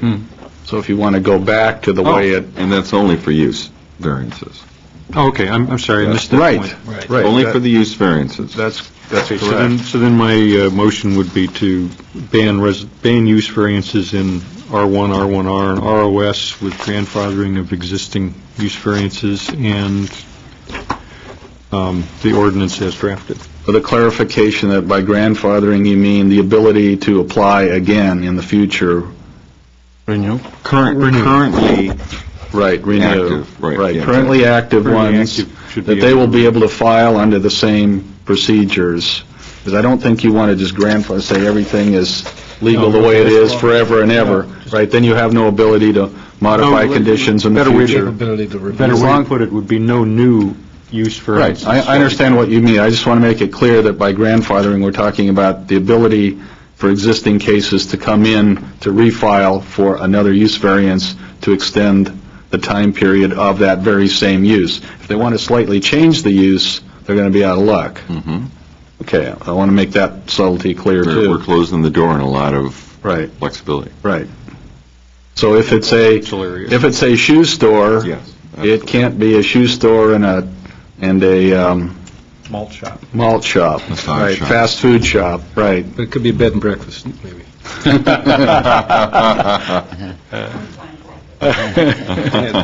Question. Yeah, please, Mr. Sheets. So, let me get clear on it. You're still supporting the commission as opposed to the ZA? Or were you? Right. Okay. And I have a question. If should it come before the commission? Bundled. Yeah. That would... Just because we did the Okay, review. bundling, all right. It may not be decided at that. I'm kind of leaning or speaking towards the community outreach issue, which I have strong feelings about. I don't dispute what you say, but I have a different look at it, saying that the way we're going would be just as effective and have as much community outreach based on reality, what really happens. But if something came before the commission tonight and we went through all the process and we still needed more information, we could move it and then get the staff involved in that and search it out, which I think could happen in many cases. So it wouldn't be final in just one meeting. It's kind of a question and a thought more than anything, I guess. So.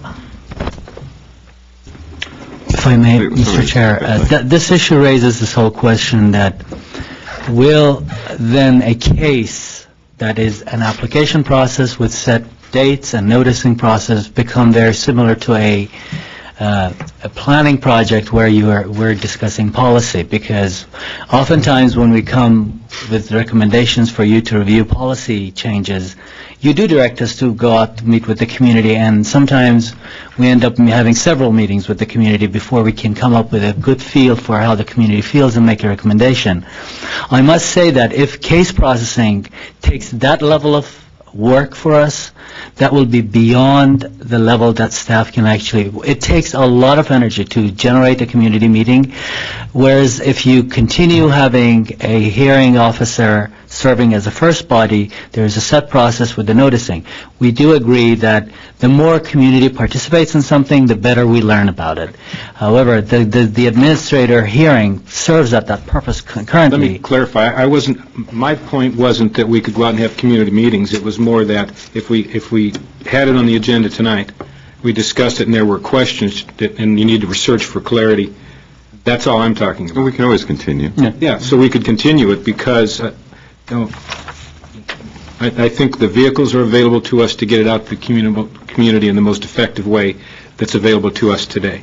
And if we use those tools, we use the coordinating council, we use the other ways that you would notify people of what's happening, I think that would bring together the response, bring together the support, and the more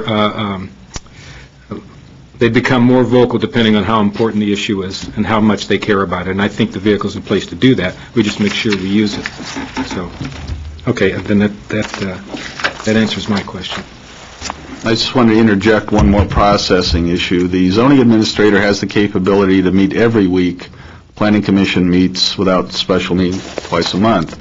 That limits the available choices when the clock is ticking to process something like a variance. Well, something else to keep in mind. We had 10, we're having less than one a month. Well, it's not the volume, it's the ability to schedule something in a timely manner to get a decision and try and come close to meeting the Permit Streamlining Act. So we have less flexibility in scheduling when something goes to the Planning Commission of that kind of application. You would bring that up at the end of our deliberations. You're welcome. You just it's not impossible. To figure out what direction we're going in. It's not impossible. It's just 2 less weeks out of the month that we have to put that on the agenda. Well, for my part, I've made my opinion of being generally against the change, but by the same token, it's modest in scope, and as far as I'm concerned, if we want to see how it works and try it, it's a small step. It's only one part of the variance process. We're eliminating the zones that it's being applied to, and we can see how it works for the next year or two, and if it's really flawed, we'll hear from staff, or we'll hear from the community. We have, I have my reservations about it, but by the same token, I don't really see that it's, an evil choice to make. I think it's something that's worth trying, or I'm willing to have it worth trying. Comment? I wasn't sure.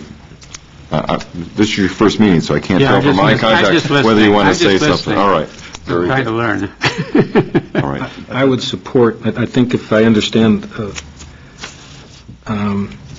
your presentation, I support the way you stated it, just knowing that it'll come to the Planning Commission and the zone restrictions that we're talking about, then I'm in support of how you stated the So in short, the language. I think we're in agreement now. Yeah. We're ready to roll it out. So in short, okay, then the motion would be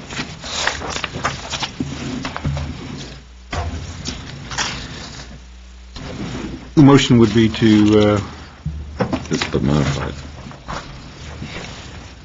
Sorry. Oh, that's the ordinance. That's the ordinance. So it would. Right. Yeah, that's the modification. Yeah, you're right to do that. So, okay, the motion would be that upon consideration of the proposed ordinance relating to use variances, the Planning Commission recommends the City Council adopt the proposed amendments to Title 30 of the Glendale Municipal Code with the addition of, additionally change the code to ban the use of use variances in the R1, R1R, and ROS zones, with the provision that existing use variances in the residential single-family zones would be eligible to reapply for extension of time, or however you want to word that. I second that. Then the only thing is the bundling. And then that would be a matter of administrative procedure on the part of the planning department, wouldn't it? No, it wouldn't. You would have to put that It needs to be in the code. Put that in the code. So, We can work Need on to the give language. the authority to the planning director in the code to bundle applications that, where there is a combination of permits, and one of them includes the use variance that to be heard by the planning commission, that the planning director has the authority to bundle them together and bring them directly to the planning commission. you'll accept that friendly amendment? What he said. I'll second that. All right, I have support and a second. Would you call roll, please? Commissioner Sheets. Aye. Commissioner Torgerson. Aye. Commissioner Lee. Aye. Commissioner Berman. Aye. And Chair Kane. Aye. On a vote 5-0, the zoning code amendment case PZON 2008-003 has been approved with modifications to proceed to council. All right, new business, 9A, zoning code amendment case P-Zone 2008-005. Before I go further, is everybody ready to go, or does anybody need a short break? Oh, okay. Let's rock and roll. I'll take a 2-minute. 2-minute break. We're going to be adjourned for 2 to 3 minutes.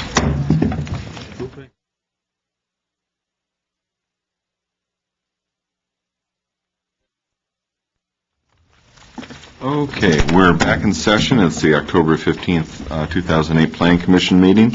We're going to new business, item 9A, zoning code amendment case number PZON 2008-005. The location is the city of Glendale, and it is to amend titles 1, 2, and 30 of the Glendale Municipal Code, 1995, and South Brand Boulevard specific plan relating generally to the codification of zoning code interpretations, miscellaneous revisions, and minor cleanups. Staff is I keep saying recommended. Staff is represented by Christine Asp, and it is going to be a motion to recommend approval to City Council. Thank you, Mr. Chair, members of the Commission. As you can tell from your packet, this report covers a large amount of amendments to the zoning code. They're broken up into a few broad categories: major changes, changes proposed based on zoning administrator interpretations, and miscellaneous revisions and cleanups. Because this covers such a wide variety of changes, we convened the Zoning Code Advisory Group to review these amendments. Zoning Code Advisory Group was made up of a number of homeowners and designers, and where the Zoning Code Advisory Group had discussion, it is included under each section in the report where applicable. If the chair will concur with staff, because there is such a large number of changes, staff is suggesting going through this report by breaking the discussion down into, let's talk about the major changes first, then move on to the more minor things, which are the zoning administrator interpretations and minor revisions, and just covering those areas where the Zoning Code Advisory Group had discussion, and sort of go from there. That's our suggestion with how to break this down into more manageable pieces. There'll be a pause after major, and we can revisit the 4 major ones in terms of commission questions. Sure. Well, staff will cover the 4 major changes in a brief presentation and then take input on that. Exactly. All right. That sounds great. I'll start with the first changes are going to be discussion is related to interior setbacks for additions in single-family zones, and I'll turn it over to Wolfgang Klaus.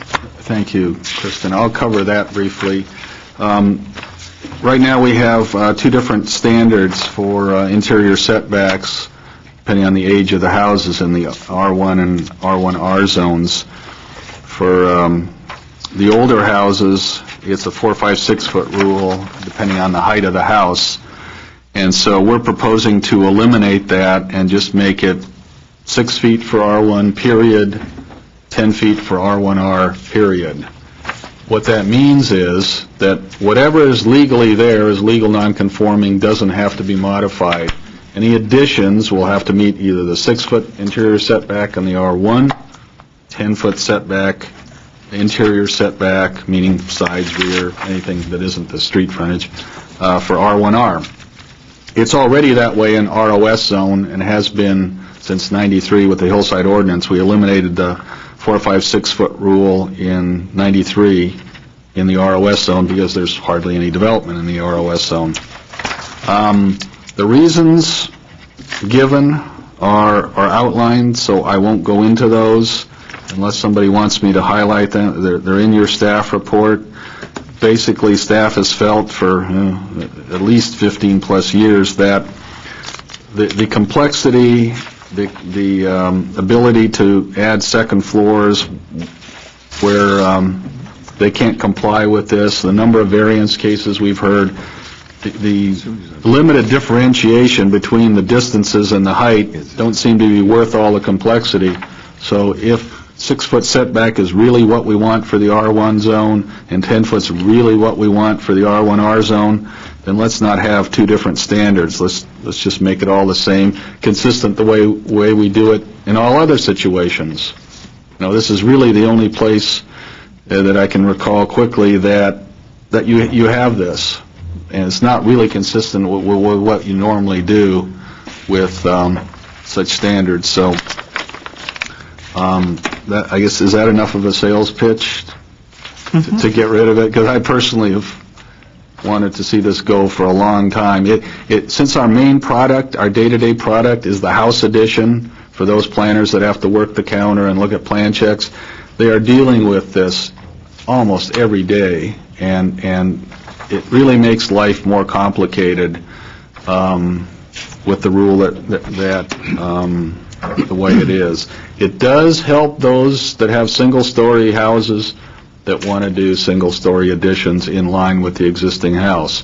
But as I pointed out before, continuing the side of a house in a straight line is often contrary to the objectives of the whole design review process. So we put in an alternative that if you don't like the absolute getting rid of it, if you want to allow somebody still to have a small one-time addition, that will let somebody do that for the older houses. Again, that's not a recommendation, it's just a suggestion in limited situations if you want to go that route, to add a little more continuing flexibility for the one-story houses that may want to add something minor in the back. We do already have the administrative exception process that can be used in the same situation. But the feeling was that maybe we should have a process that doesn't require a discretionary decision. So while it somewhat duplicates the AE, it would be allowed by right. Again, 100 square feet isn't entirely arbitrary. Doesn't have to be 100 square feet. If you want a smaller number, larger number, it's up to you. Again, it's not a recommendation, it's just a suggestion as an alternative if you feel that this is going too far. I think that 100 that you were referring to was, maybe cases of a kitchen addition, or improvement of, master bedroom, right? Yeah. So where only flexibility in the floor plan, where maybe staying in line with an existing wall might make more sense. On a larger addition, the process kind of encourages you to have some ins and outs. That's why 100 square feet really isn't very big. And again, we haven't allowed you to do everything, but it's mainly to help the one-story situations. Again, if you like that, we can throw that in. If you don't like it, don't feel it's necessary, again, don't do that in other places, so we don't have to include that if you don't like that idea. I like the alternative with, this 10-foot, 6-foot guy, The only question I would have then, and I feel the same way, is does it repeat some of the things that you're trying to get rid of as far as the extra work and the re-looking at it for the staff? No, it just makes the code a little more complicated. You have to remember, it's a one-time thing. It's more record-keeping, more bookkeeping to track whether somebody has had that addition already. That's the part I don't really care for, is the administration of it. If you have rules like this every time you turn around for every different standard, people can't keep track of that. Yeah, It just becomes when you very sell a cumbersome. house and the new owner comes in, wants to put an addition on, and then you say, no, it's already been done on the house. Well, you can do the addition, but you just have to set it back 6 feet. Why does it have to be one time then? Why, if in fact, to me, it's two restraints then, it's one time and it's 100 square feet. You can do the next one, it just has to comply with the interior setback. So you have to go 6 feet. Right, the 6 feet or the 10 feet if it's R1R. Okay, all right. That's all. Just a point That's of all. clarification, you have a recommendation to kill the existing 4, 5, 6 interior setback codes and just change them to simply 10 feet in an R1R and 6 feet in an R1. Okay, then you have something you says alternative. It's not really an alternative. It's an optional. It's an optional, it's an added extra, yeah. But It's there not you're really an alternative, it's an option. Pardon me? But there you're going to the 4 feet setback instead of the 6 feet. Right. Yeah. In other words, we're giving you the option, a one-time option of allowing a small addition on basically a one-story house. If you think that we should still encourage or allow people that additional flexibility to build in line with their existing wall. So what I'm understanding is that if somebody wants to do some sort of a small improvement to their house, so that they can improve their lives, you don't have to, destroy the whole front line of their house to move back 6 feet, but allow them to build out 100 square foot so that they can, improve the value of the house and, their lifestyle. Right, usually 10 feet, 100 is not enough to always add a whole extra room. Right. Normally, it's going to be adding on to an existing room. Right. As I mentioned, we already have that provision in the code with the administrative exception process. But the thinking in some circles was, well, can we have something that's also available without that discretionary decision, without having to apply for something, for those that feel that this is going a little bit too far?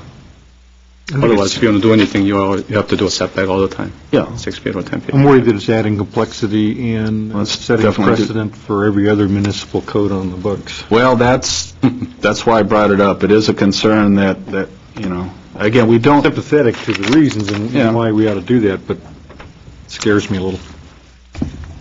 Well, there's pros and cons to that. And Kristen will We'll move on to mention the next three. the next topic, which relates to rooftop equipment in single-family zones. Currently, the code does not permit rooftop equipment.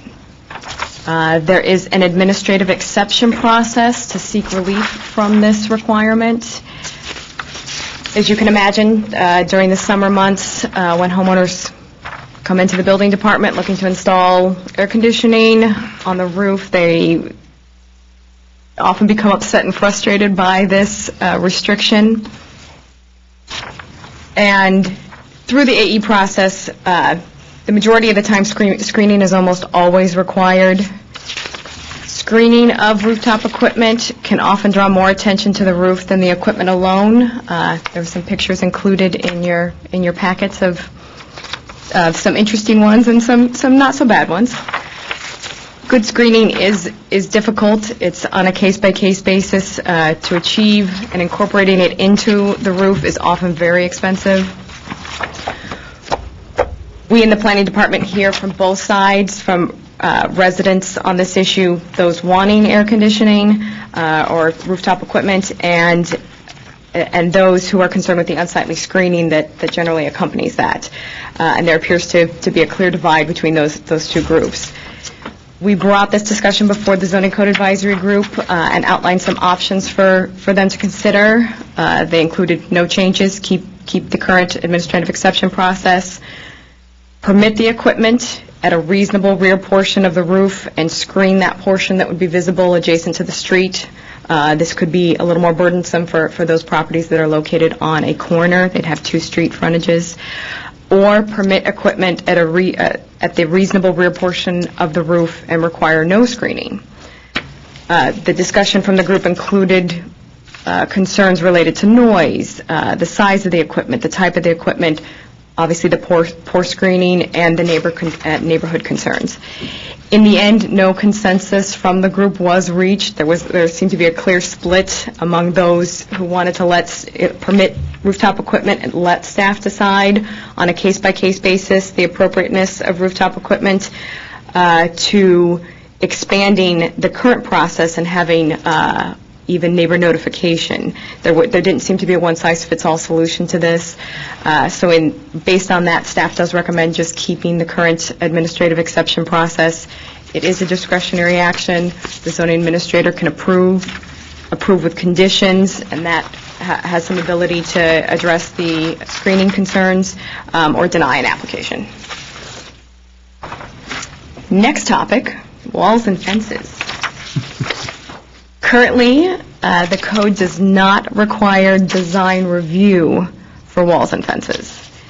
But there is some concern from the community regarding the aesthetics, the look of walls and fences. To add to this, recent changes to the Glendale Building and Safety Code have exempted the requirement for a building permit on any wall or fence up to 6 feet in height. It was previously at 4 feet. This puts planning staff in a position of almost never now being aware of when a wall or fence is constructed, because most walls and fences are 6 feet and under. We discussed options with the Zoning Code Advisory Group to consider. They ranged from keeping the status quo, not having a review of walls and fences by design review, creating standards. So this would not requiring a permit for walls and fences, but somehow building in specific standards in the code, let's say for up to 6 feet in height, that would be consistent with the new building code, building and safety code.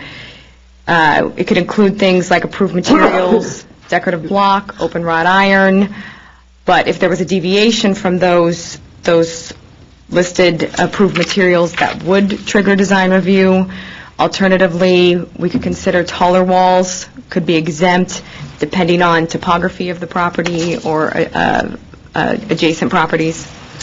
And the third option, having design review, requiring walls and fences over 4 feet in height be subject to design review. Staff would have the discretion to exempt walls and fences or send it to the board. Some concerns with this are adding considerable time and expense to property owners, given the submittal requirements and noticing costs of design review applications. The review would probably most occur after the fact because no building permit is required, and the DRB agendas obviously would become more crowded, and any benefit gained really might be limited by the time and cost placed on the property owner. The Zoning Code Advisory Group discussed these options. A range of options were discussed, from no review to anything over 6 feet, to actually limiting review only to walls and fences that face the street. The majority of the group felt that anything over 4 feet in height was significant enough to be subject to design review, but there was not consensus. Staff does not recommend that the design review process be put in place for review because of the concerns that I already mentioned, but suggests as an alternative where a wall or fence may be proposed between a residence and a street, which the front or the side of a property, could be reviewed by an administrative exception process. Some standards could be put in place, like no chain link, and that if a wall or fence is over 4 feet in height, that portion that's over 4 feet in height must be of a 50% open design. And then finally, yes? In your alternative here, fences and walls located in an area between a residence and a street. I thought we had a no front yard fence ordinance in Glendale. That is correct. This would be located outside of the setback area. So if there was a situation where property, let's say in an R1 zone, which has a 25-foot front yard setback, let's say the house was set back 35 feet. And so there's that space beyond the 25 feet, there's that 10 feet between that and the house, where somebody may want to propose a wall or fence. You can put a fence in the front yard if it's beyond the setback. If it's outside the setback. Okay. So it's a location requirement. There's got to be at least 2 properties in the city that would fall under that. It's a very small handful. How is your option 2 versus your alternative? How is it different? I mean, to me it sounds the same. 2 would not require an administrative exception process. It would just be built into the code of what the rules are that regulate walls and fences and what their appropriate standards are. Okay. All right. Okay. And then the final topic of some of the major changes relates to nonconforming buildings and structures, the 50% demolition rule, and termite damage. The zoning code requires that if more than 50% of the combined area of exterior walls and roof are replaced or reconstructed, the building loses its nonconforming status and must comply with current zoning standards. The majority of cases where this becomes an issue concerns residential interior setbacks. The zoning administrator has given some exemptions to this rule. When the building was determined to be termite damaged, that determination was made using a letter from an engineer addressing safety, as well as a report from a termite company. It also included consulting with the Building and Safety Department to determine that existing walls were unsafe. Termite damage is not typically considered in the same realm as natural disasters like fire or accidents, and the zoning code deals with that differently related to nonconforming buildings, which is why the zoning administrator would like some input. The 50% number was put in place and exists just as the lowest threshold to justify that a significant portion of a building remain and could maintain the existing nonconformities. But anything over the 50% would be considered a new building. That goes along with the turnover nonconforming to conforming theory that when a new building or when a building or when an older nonconforming building is past its useful life, it be replaced with a code-conforming building. This was discussed with the Zoning Code Advisory Group. They had some concerns and issues that related to the potential that some applicants could take advantage of a process if it was put in place to exempt termite damage. There was not complete agreement, but the majority of the group determined that termite damage should be exempt from the 50% rule with the supporting evidence, the engineer's report, the concurrence with the Building and Safety Department, and a termite report could be rebuilt in substantial conformance in the same location. This option is drafted in the report that exempts termite damage from the 50% rule.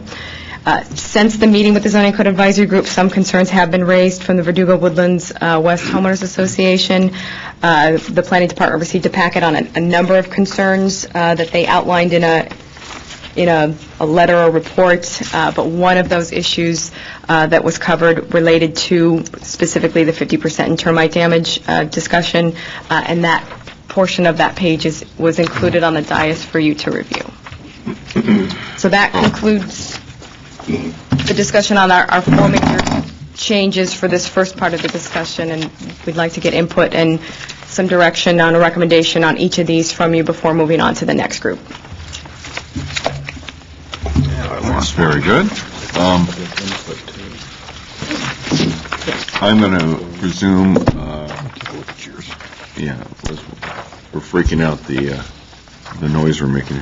Sorry about that. No, I think it was me, but no, that was definitely, okay, thank you.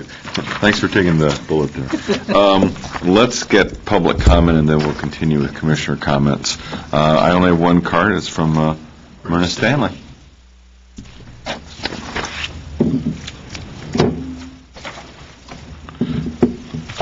Good evening, Mr. Chair and Commissioners. Commissioner Lee, you were talking before on the use variance with the concern for consistency and applying regulations and enforcement. And this is one that my homeowners has a significant concern. And I don't know if you've had a chance to read this page 2, but it cites a house that it is now constructed. I mean, it's a beautiful home, I have to tell you, but if that house isn't higher or bigger than what was there before, I'll buy you a car. And the photo that we provided shows you the former building wall and where they were putting up the rest of the house. Do you know that everything from that house was removed except the front wall? Everything. I mean, he told me that, I couldn't believe it. I went back there and I was just amazed. And a comment, and I know this is not before the board, but allowing 49.9% of a house to be removed and maintain its non-conforming setbacks is extremely generous, extremely generous. But in this page 2, we were talking about this planning commission was heard a project. Do you not have it, Mr. Torgerson? So I have a copy here. I can give you. No, I've read it. Thank you. Okay. I just couldn't find He mine. basically took mine that I was looking for. That's a great deal of Share. You should see the way we cheat on each other's papers. Getting late. It is, and I appreciate all the work Please you continue. do. We're sorry for the interruption. I lost my train of thought. I have no idea what I was talking about. Oh, this commission on, I think it was, and we mentioned the date, October 07. An architect and a property owner came before you and asked for, to be absolved from the 50% rule because they had gone ahead and removed more than 50% of the house and were on their way to building with the non-conforming setbacks, and somebody brought them in, I don't know who. But the bottom line is that the commission decided that termite damage was not a reason. It's a maintenance issue, and that was not relevant, and that they had to conform to the current standards. That's my understanding. And on this one, this house that just had the front wall didn't even go to design review. The prior owner came in with a house for over 8,000 square feet, and the neighbors came out, as you can well imagine.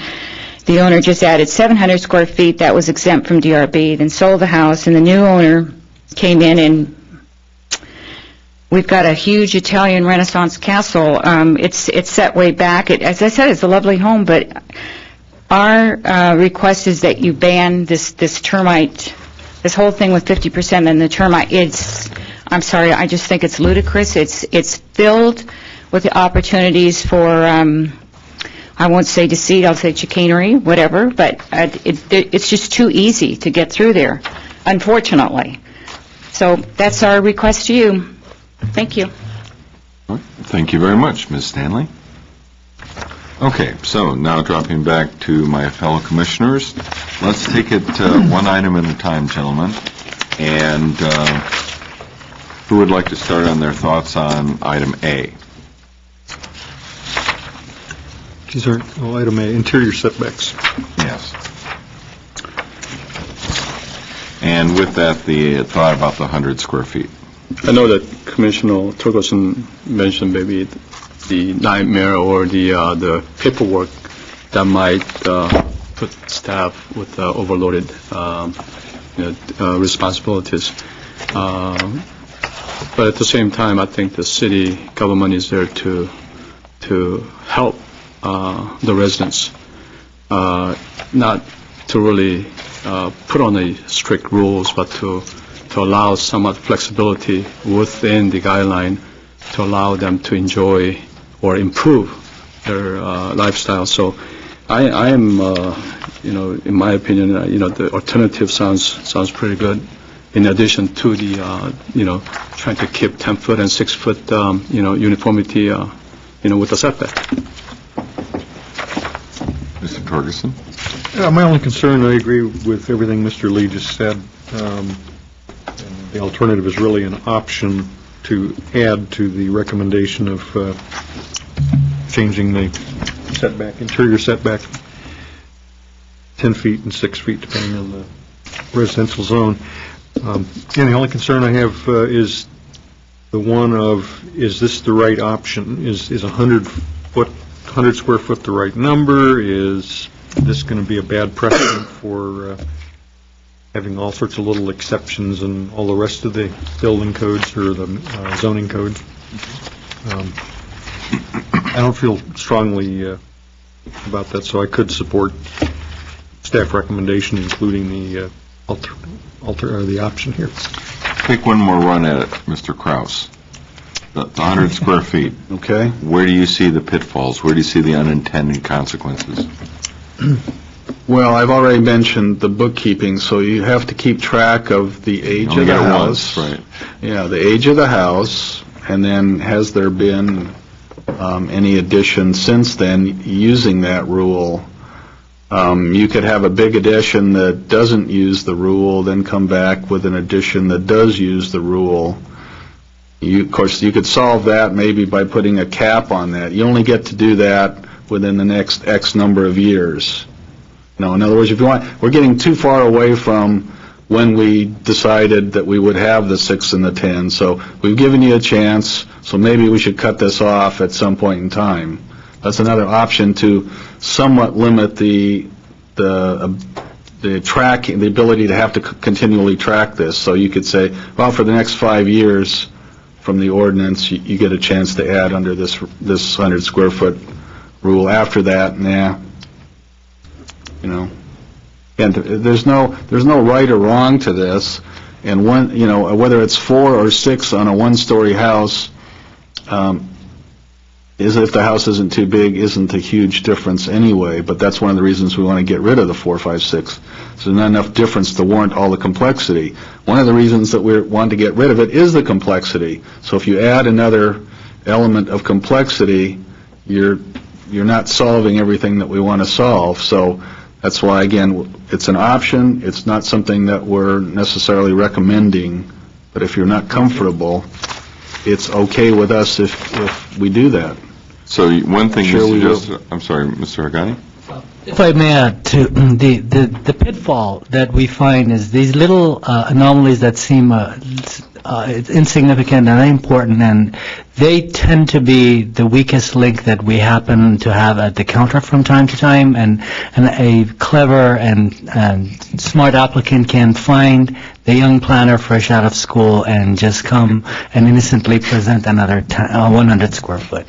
That is usually where we make a lot of our mistakes, that somebody just thinks this is something small and they approve it over the counter. I think that's where we will expect a lot of our headaches if something like that is there. And as a matter of a big philosophical point, most issues with misinterpretations and complexity of the zoning code relate to the exceptions. Here's the general rule, but that's why the code is as long as it is, and that's why sometimes it's more difficult for certainly the general public to understand these things, is because but in this situation you get to do this. Like with the use variances, well, yeah, but if you're already there, you get to renew. It's certainly justifiable. The intent is well-meaning for all of these things. It's just that at some point, is the complexity worth the trade-off? I mean, is what you're trying to do that important that you're adding all this complexity every single time we change the code? Personally, I think a lot of times it's not. But again, that's not, ultimately that's your decision to make as to whether or not you feel strongly about that. I mean, I don't see most of the time the public will have the ability to still add on to their house with a 6-foot setback, even on a one-story, and make something work. It's just going to be a little bit more work to design it for a few cases. So, again, you're doing this for a few cases. Well, it's not. That's what to be perfectly honest with you, that's what you'd be doing for a few cases. Okay. Mr. Sheech, your thoughts? I agree with the elimination. I support that. And it seems to me, just based on the effective input from Mr. Kraus, what would come to mind to me, I hadn't even thought about the bookkeeping aspect, and I can see where that would just, how do you do that? Keep track of it. Post-its in there and tabs, and you give them a chit. Well, there are ways to do it. I know there are. I'm just saying, one more trying to opportunity. eliminate that. And the other one, the other pitfall that I see is it 100 square foot? What if somebody wants 125?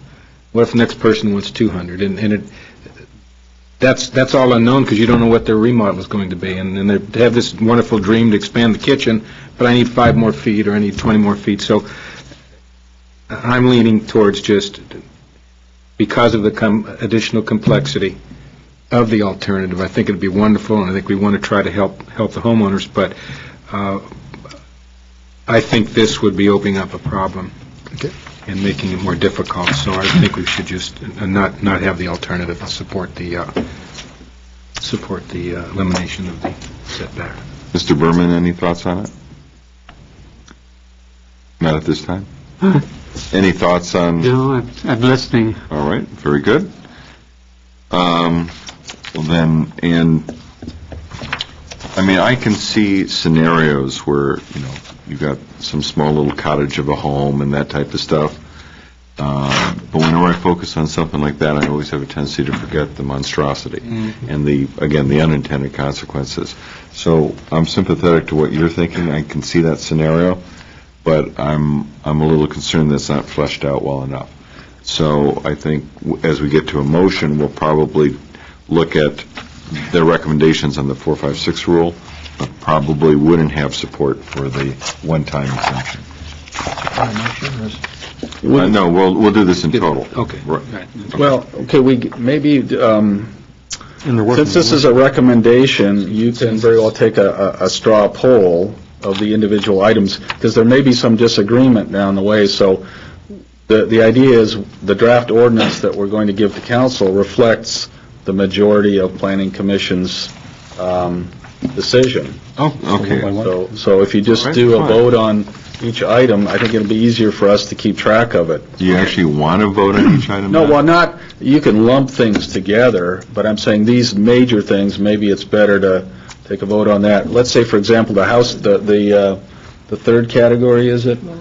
No. All right, rather than agonize over this, and unless my commissioners have some dispute with the straw poll aspect of things, it looks to me that we primarily were in favor of the base recommendation, but were against by at least a 3-to-1. The majority did not support the 100-foot addition, and it felt there was some merit, but not fleshed out well enough to support it. Okay, is that fair enough, gentlemen? That's good. All right. Fair enough. B, rooftop equipment. Who started off A? Who's the first guy that spoke on A? Aye. You did? All right, so somebody else has to start with B. I'll start with B. Okay. I'm in favor of no changes and just let the administrative exception process take care of it, because it's... Agree. I agree. No brainers. I remember discussing this. There was a lot going on. I actually came out in favor of some people some people just shouldn't have air conditioning, I basically. That was a little harsh, but Out of curiosity, who wants to put their unit up on the top? I mean, don't they have any rooms in the back or side where they can put the units? A lot of people do it. Well, swamp coolers. The cost is an issue. Cost. yeah, the downside to all that was, the cost issues. Some roof shapes don't work. Some residences have small yards. There's a lot going on there. Yeah, in older houses, if they don't have central air, there's not much else you can do other than gut the house interior and try to put it in or put it up on the roof. So I believe we were unanimous in making no change. Yes. Mr. Sheets, we'll ask you about item C. Remember we discussed this, and there was a lot of back and forth about what we should do. I just think this, I support option 2. I support option 2. And I think one thing, and I remember President Kane brought that up during the committee discussion, and at least it gives some choices. It has some options, gives some specifics about what you can and can't do. It doesn't create this huge bureaucracy, and I think that's why I support it. Correct. All right, and the only issue is this thing is an issue. Without the permit process, it's going to be ugly, and it's always going to be ugly. And I wish there was some creative mind within the planning department or somewhere else in the city that could find just a proper way to make this not such a nasty situation where the fence has already been put up. And I don't know that there's an out because of the building code now, but wow. I suppose we could implement a tougher building code just because just because we went with CBC. Yeah.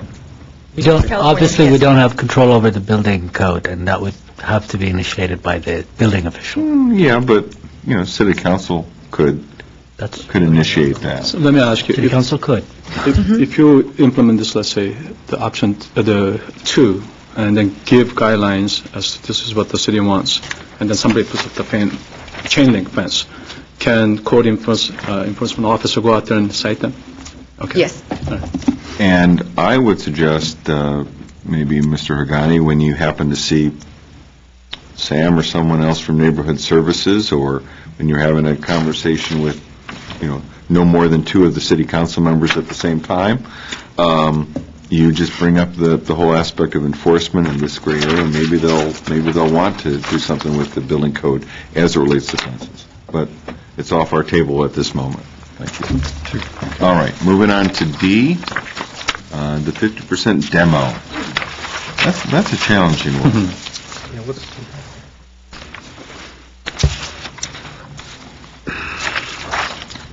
I'll open it to the floor as to who would like to share their opinion first. I do have, I don't know that there's enough information from here for me to make the best decision, but I've had instances where I've known through friends where I had similar situations as Ms. Stanley presented, where it looked like the house was in a certain state when they got the permit. And then as it progressed, the house was in a different state when they finally started to do their construction, which means, or what I'm trying to say is they demolished it even more or tore more of it away. And not knowing all the facts on that, I don't know if that was appropriate, but it looked to me like something was done other than was requested. So in termite damage, when you buy a house, you know the termite damage. When you live in a house, you know about termite damage or you don't, but there are things in place that let people know what they got, what they have, what they're dealing with. So I've seen too many houses in our community that were in a beautiful neighborhood. They had a theme, they had consistency, and bam, they were tore down. It looked like they were going to remodel, and the whole house has a different character. So I guess what I'm saying now is I don't see where the termite damage issue should go one way or the other. I just think you need to be more stringent on what they can or can't do, and I would cut it back. I would make it less. I think in our meetings, and it was stated, and by the way, I'd just like to point out Bob Taylor, who's also on the committee, is in the audience. Yes. He opted not to turn in a card, which is probably very wise, but in any event, and if you decide, please step forward at any time, is we were all very sympathetic over the concept of the termite damage and all the rest when we were in that session. Right.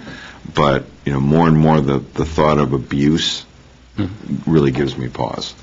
And, people find enough excuses. I mean, there were rules and it still gets ignored. Yeah. So why give somebody another cheap excuse? Human nature, unfortunately being what it is. Mr. Kane, I just found termites in my garage walking around on the ironing board and the washing machine. And, The termites. The termites that like to fly in from the forest where they live. Oh, I thought you were walking on the ironing board. That's what I was. Oh, no. I I didn't have to infer that I had termites. I could look and go, oh, there's a termite. So unfortunately, it's in a small area because they just flew in. But had I wanted to game this system, I could have just captured those little guys and just put them all over the house somewhere. Had the Terminex people come in and write the report saying there's termite damage throughout the whole place. So I think there's a lot of potential for abuse, as you say. Yeah, Mr. Chair, I don't know if this question might be directed to staff. The misuse or abuse of this, this termite thing. Obviously there's a case cited here, but how many cases are you aware or has been reported of this, supposedly misuse or How many termite exceptions? Yeah, termite exceptions in your... I'm actually not sure. I will ask the zoning administrator who's here. She might be more familiar. Mr. Chair, members of the board, Edith Fuentes, zoning administrator. I'm not here to convince you one way or the other. I'm just going to give you some facts, and I think our dilemma is when a property owner or an applicant comes before us, is proposing to add 300, 400, 500 square feet addition at the back of the house. There's a non-conforming, let's say, side setback situation. And during the course of construction, upon opening up of some of the walls, they discovered termite. Not only termites, there could be dry rot and infestation. So the conflict is when here we are in zoning or planning saying you can only demolish as much as so many lineal feet, and then here comes a building inspector saying we are not going to allow him to keep those walls or studs or beams because they are not safe, and we wanted them to be replaced, forgetting about the foundation because they're going to remain in the same place. They're not going to increase the building. But they have to remove the beams, they have to remove those rafters because this is an unsafe condition. And here comes an engineer certifying with his seal and signature that this is indeed an unsafe structure or unsafe condition and needs to be replaced. Like I said, that's the conflict or dilemma we ran into. And I would say as far as number of cases within the last 5 to 7 years, there's been 9 or 10, I would say 1, maybe twice a year that this is happening. And before we can even authorize them to remove more than 50%, we request the certification from the engineer to ascertain this is a safety and a hazard. The building inspector also has to have seen the condition and agrees with the engineer. I would ask for pictures, photos, samples of materials that's heavily damaged. I myself go out in the construction site and look at it. And also the termite inspection report is the one that we heavily rely on. Because as some of you may know, a termite contractor is allowed by the state to remove and replace anything that's termite damaged or infested without even going through the permit processing. So I don't want to do anything gray or not codified, and that's one of the reasons we brought this up, because there are some emergency or conditions that really warrant allowing them to remove more than 50%. So that's where I am. May I ask a question, Mr. Chair? I'm starting to think that somebody comes in, they're going to demolish a portion of a house and it's less than 50%, so they don't have to, they're going to put an addition on, they don't have to conform to current codes. It still remains the codes that the house was originally built under. And if in the process of that they suddenly discover there's damage of whatever nature, why doesn't the repair of damage just fall under the category of repair of damage and be totally separate from the permitting process? That could be done also. It's just that the way our code is written right now, it's the combined area of the walls and the roof that you can only remove 50% or less. That's about it. But like to say if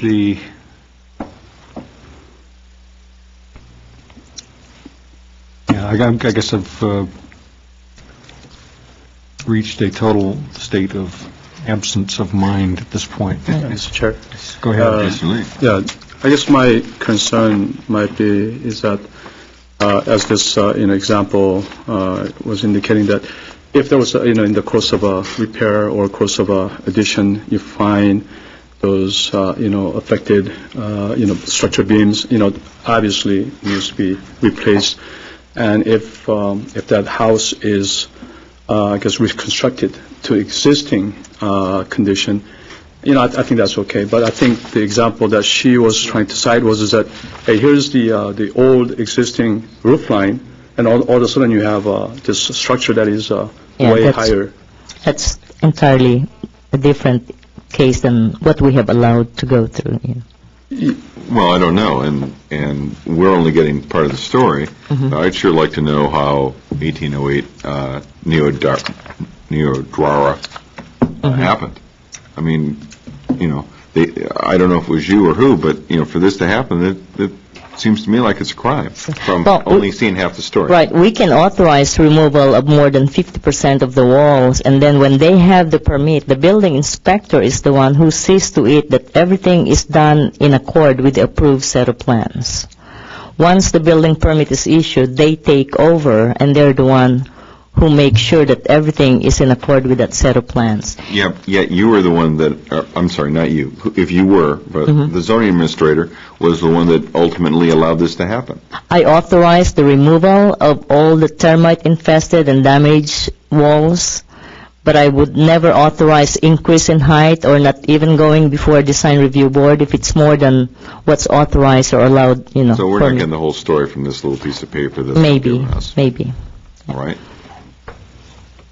Please, Mr. Sheets. To kind of, I was on your thought train, and then I wasn't sure where that was going, so I need to ask some questions to get me off the track. But and you may have just answered part of it, Edith. I get a repair. Yeah, I get a sense that what I thought you were trying to say was it looks like the 50% rule can be abused to the point that you would go in knowing that you're going to get approved plans to do a remodel. Right. And all of a sudden, you find this damage, and then you use that point to then go for, someone would use that to go forward and increase, to bend the rules, to increase the size of the structure, to go beyond what the plans were, which now, and this, I'm just kind of thinking out loud and asking a question. So, if they request a permit, damage is found, it exceeds the 50%, what happens as far as their new plans, and is it reviewed by the DRB? They still have to conform with the previously approved set of plans. No increase in square footage, no going beyond the existing permitted footprints of the building. That's it. Okay, so just on its face, the example we have would not be approved? Just on its face? I'm not sure that if I may, this one. Yeah. I don't think that's... No, I don't mean, I'm just as an example. Would something, you're saying something like that shouldn't happen? I'm going to avoid speaking about that specific case just because it's not on, it's not on the agenda. But I must say that there are two or three things for us that we have to confront. I'm sure that there are, from time to time, people who might be taking advantage of this particular opportunity. And at the same time, there are people who genuinely confront a situation that they did not anticipate. We don't know which one outweighs the other, but that happens. But either way, if they pass through this process, it's not so simple for us as to say, now you're subject to DRB, because then at that point, something is in neighborhood services. We have put a stop work order, and then we're going back and forth with an applicant for extended periods of time. There are all sorts of arguments that are being presented. Emails are going through our office to the city attorney's office, to the neighborhood services office, determining what is really the legal issue at hand, who has the legal right to move forward this way or that way. Things do get complicated. Okay. So theoretically, yes, they must adhere to design review process. In practice, it's not as simple as that. I have a question. Mr. Lee. Yes. Let's say this person proposes to do a remodeling and then finds this situation with the house. Now, obviously, let's say if he redoes the house, 60-70% of the house needs to be redone, and the plan is only for 300 square foot addition. Now, and then I guess the building code that's being applied is based on the old architectural plan. What happens if that person does not have the architectural plan? And if it does not come before the design review board, what is the guideline then, this person uses to reconstruct his house? You actually put your finger on one of the issues we sometimes confront, because then we have to rely on whatever amount of information we can gather, whether it's photographs that the neighbors might have of a building or anything. It can become as complicated as your question actually indicates. Oh, It's a weak spot. we have a loophole here. Mm-hmm. So I propose we do nothing at the moment. Well, we're good at that. This is way Isn't that too what we're doing right complicated. now? And I'm not quite sure what the planning department's even asking us. And with the They've asked us to recommendations. consider allowing termite damage to be exempt from the 50% rule, but it sounds like the zoning administrator is already got the authorization to give some exemptions on a case-by-case basis with adequate evidence, and I don't see where we could do much more. We're asking you to clarify this so that whether or not you would like to formally make it clear that the zoning administrator has this authority, so that we can explicitly say that in the code, or if you'd like us to stop doing this practice, then we can say that in the code. I would recommend that if we approved or took Mr. Hagani's advice and okayed the current zoning administrator practice of doing this, that we would add to the condition that the planning department and the building and grounds or building and safety department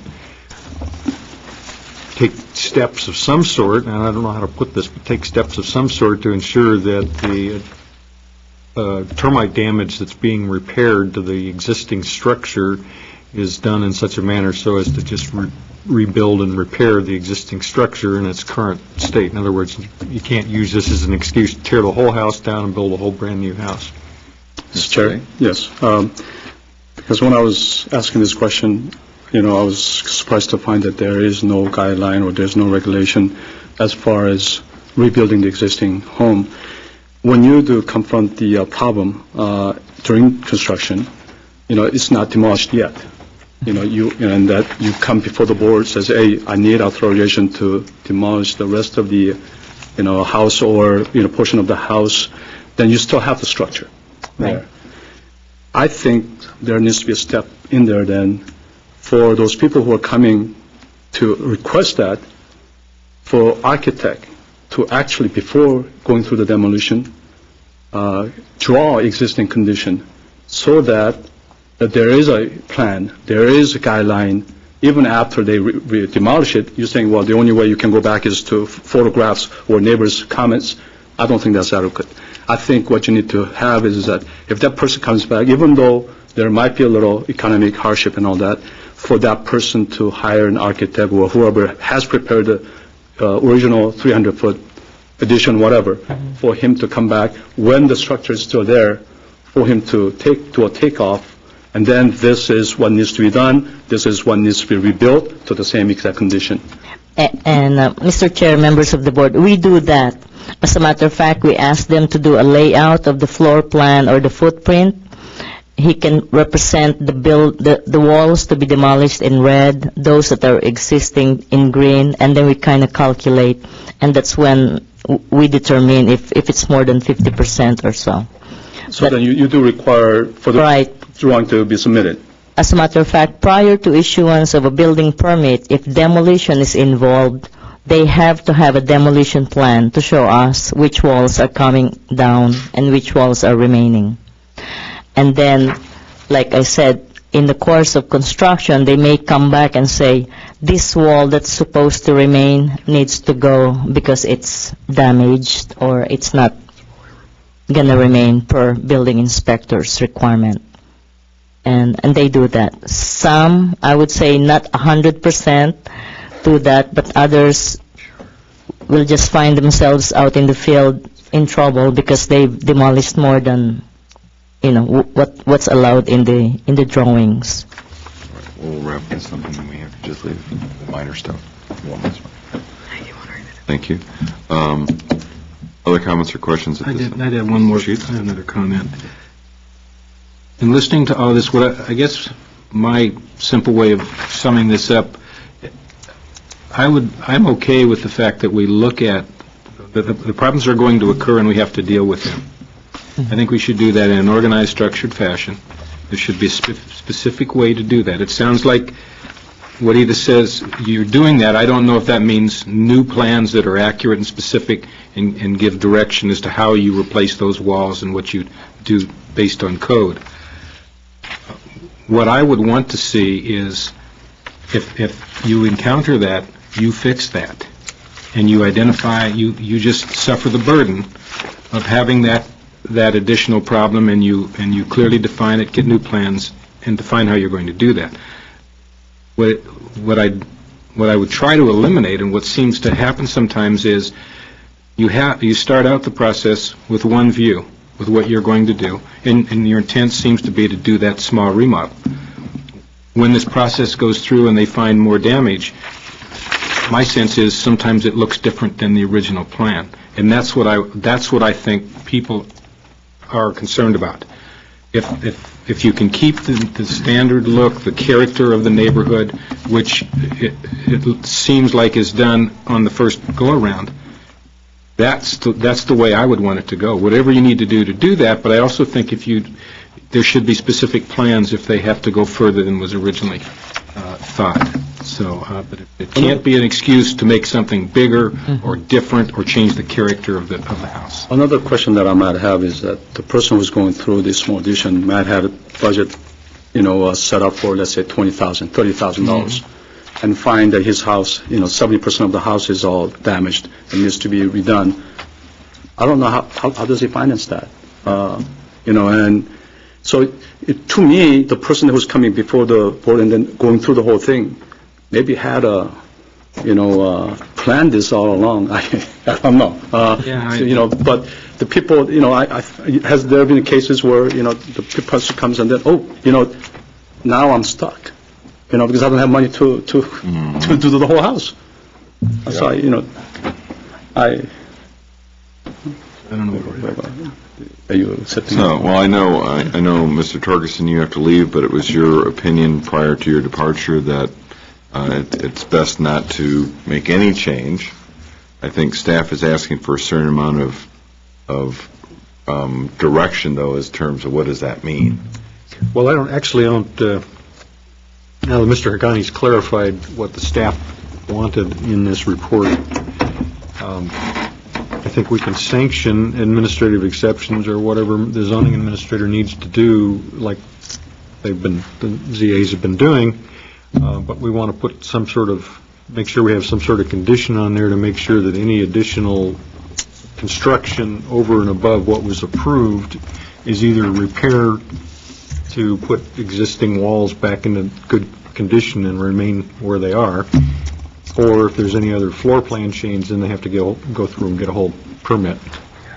One way that, Mr. Chair and members of the Commission, you could remove any incentive for applicants to be less than completely forthcoming is to say that if such an administrative exception is granted, then the applicant should be required to replicate the structures exactly as they were prior to the damage, or else they'll be subject to full review per the and then that would actually remove that. I can tell you right now, that's a unanimous agreement. And I'm sorry, Mr. Chair, I had an 8 o'clock appointment. We understand. To run off to. I had no further comments on all the minor things. Look great. To me. Very good. We did have some One point of clarification back on probably more than one. For walls and fences. I'm sorry to kind of revisit that. I know you guys discussed option 2. I just want to make it clear that with standards, do you want the standards to apply to all walls and fences? So that could be like an interior property, or just those that might be visible from the street? Because we had discussed sort of both, and I want to be clear where you'd like to see standards to walls and fences. Well, I think there could be I think standards should apply, but I think they can be different standards. In other words, I could see a higher level of standard where it's visible from the street, but still a standard where your neighbor has to look at it. It may not be as stringent as something that you would see from the street, but your neighbor should still have some rights in terms of having to stare at it for the next 20 or 30 years.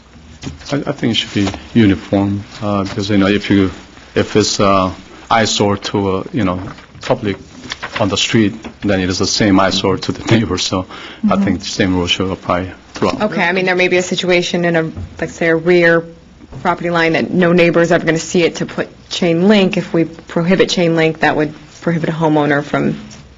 And you could have a very large hillside lot where maybe the chain link isn't so bad. Okay. So we have to be very careful.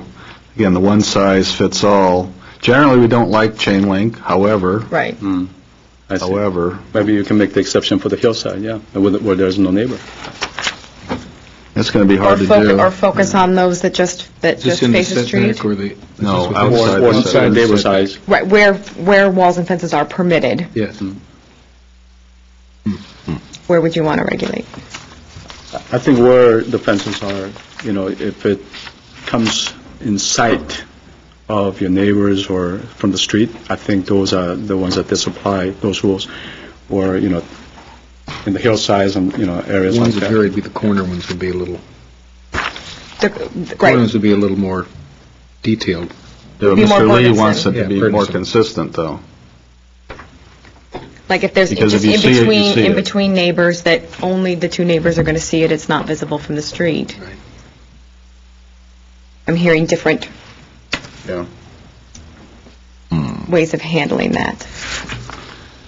I guess the standards should be the same, that the chain link fences are discouraged, but would be permitted in rare situations where they would not be readily in view of the adjacent neighbors.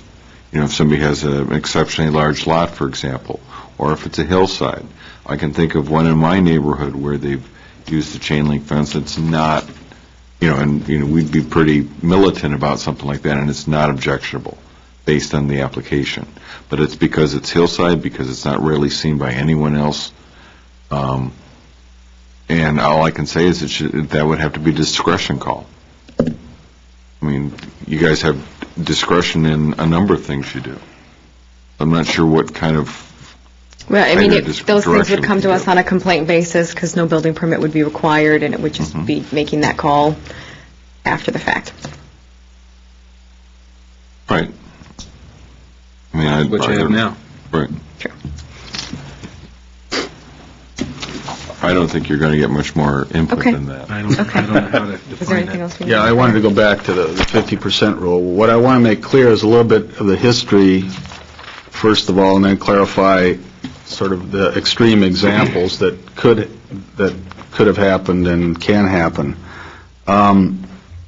There was no 50% in the code until not all that long ago. I don't remember the exact year, but we had, and I'm probably heard this, some of you have heard this before, we had some extreme examples come up, and that's what prompted the city attorney to tell us, we better change the code because you don't have a clear line to determine when it's a new building.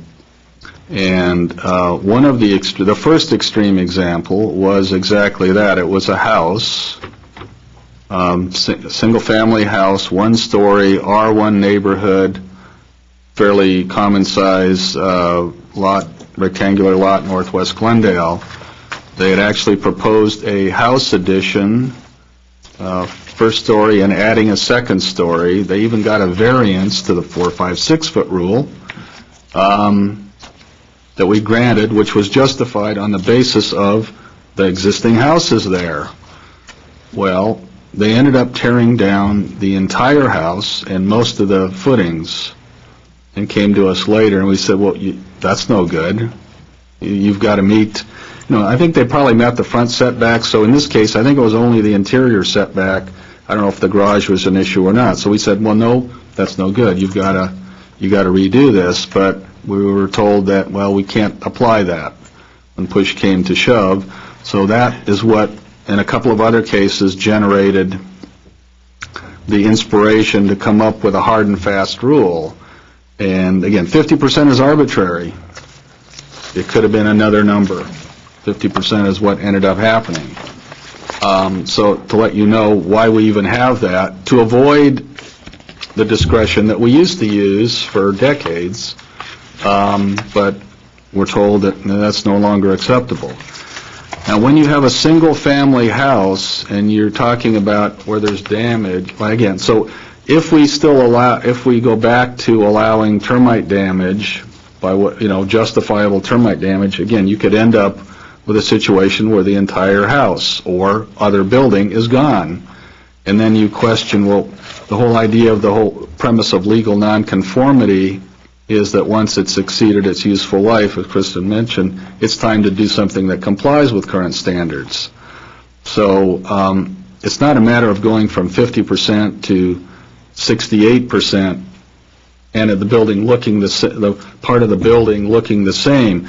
A lot of these house additions involve entirely reskinning the house. The key thing is the structural supports. There's nothing wrong with changing the appearance of the house. So even if you really can't make somebody rebuild it exactly the way it looked before the remodel, because the whole idea of many of these remodels is to change the look. So again, you're back to the situation where most of the house is gone or all of the house is gone, and you're allowing it to be rebuilt in the same location. It's not going to be the same looking house. No, but because they have a right to change it now. Question then, a couple questions. If they replace the whole house, then you have to do a new design, has to go before design review? No. Well then... No, the design is still going to look the way it was originally approved.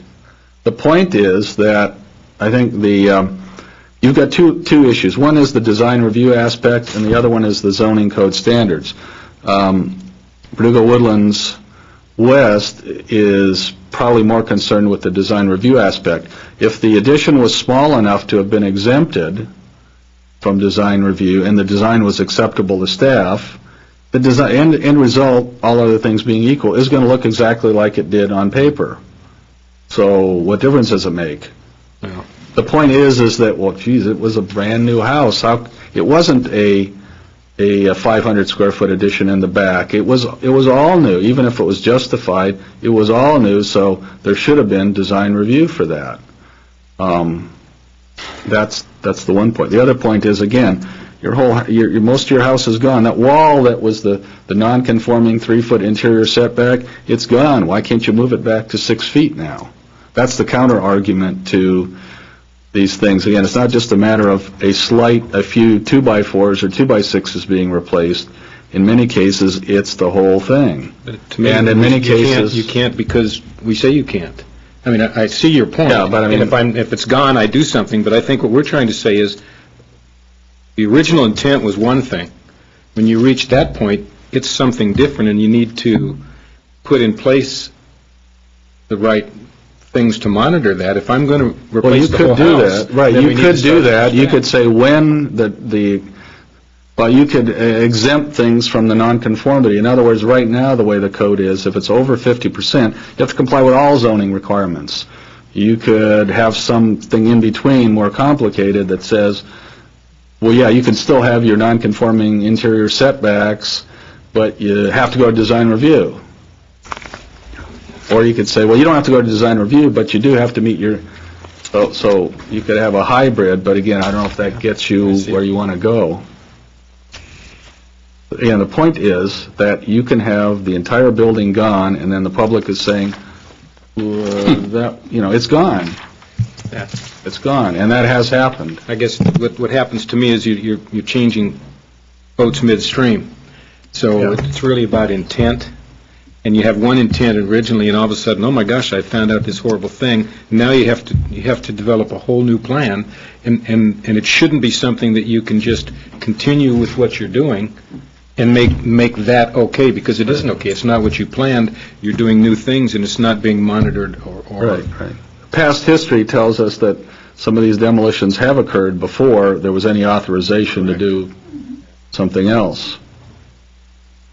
Now, one idea might be, if the issue is the termite damage that we discover after we've already given an approval, I mean, there is an option that you could make it a permit requirement when somebody comes in as part of the application, that if we see someone has a project that's really close to the 50% rule, because most of the ones that we run into the problems with aren't the ones that are doing small additions, it's the ones that are already close to the 50%. Close to the 50%. Yeah, so if you have a project like that, well, then maybe you just want to require a termite report as part of the project or pre-inspection. I mean, we require title reports, we require subdivision reports as part of applications.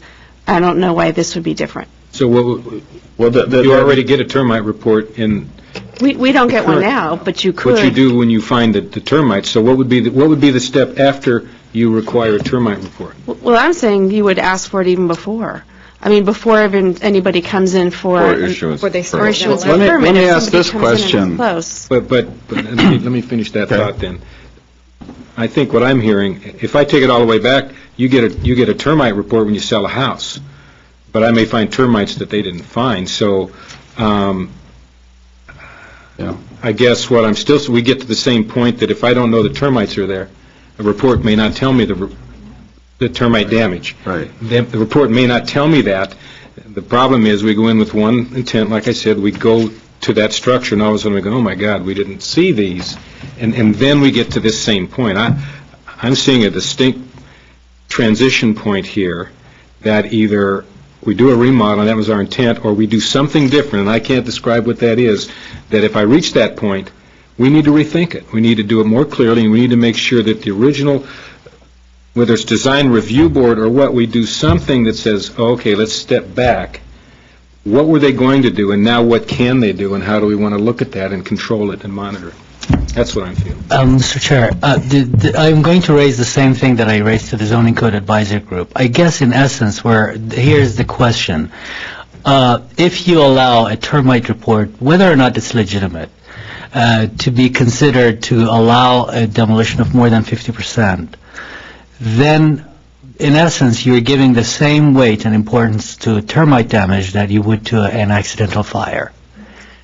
The question is, do you want to consider termite damage at the same level and the same level of importance as a fire that took place without people deliberately setting their house on fire? That's ultimately what it boils down to. Well, people don't deliberately incur termite damage. As you say, typically they don't deliberately incur a fire. I mean, to me, I think what we should be looking at, just really simplistically, is acknowledging the process that the zoning administrator has been going through. We agree that when termite damage is discovered, the zoning administrator should take this step, the building and safety department should take this step, this report should be issued, we should get, they talk about a report from a structural engineer. I would actually boost that and do something ahead of the curve, where the structural engineer and the design professional state with the original permit that to their knowledge there is no termite damage outside of the area that they're designing. In other words, where you're asking for professionals to step and say, this guy's not playing games to the best of our knowledge. And then the other thing is, if termite damage is discovered, the policy is you replace in kind. If there was a wall there, it has to be a wall there. You don't modify design. You don't increase the windows. You don't change the character of the home. You don't make a bungalow an A-frame. You replace termite damage in kind. And I don't know how difficult it is to make that a rule. I'm okay with that. It just seemed that Wolfgang was pointing out that you've gone that far and you've torn that much of the house away. So now the rule is you're now going to have to follow the rules. I don't agree with it. I'm just saying I agree that we should just leave it like it is. That's the intent. But the existing standards say that once you go that far... Yeah, well, the project itself may involve completely reskinning the house. So what you'd be telling somebody to do... Well, if that's already been permitted, they're allowed to continue. Right, but you're saying... But if you're talking about another, let's say the addition, the scenario is the addition is on the east side of the house, and they discover termites on the north side of the house or the west side of the house. Let's say the exact opposite, the west side of the house. In the course of the repair, they have to replace the east side of the house, unless I've just switched directions. Yeah, the other side. Right, the other side of the house to be virtually identical to what it was. Now, identical is a tough word, but virtually identical, I mean, they can do the same size windows, they can still do a wood siding or a stucco. You know, there may be some technology things, there may be some discontinued materials that prevents identical, but you can still do virtually identical or substantially identical. My point was that their original design may have already proposed remodeling And that so other they're still side. allowed to do that.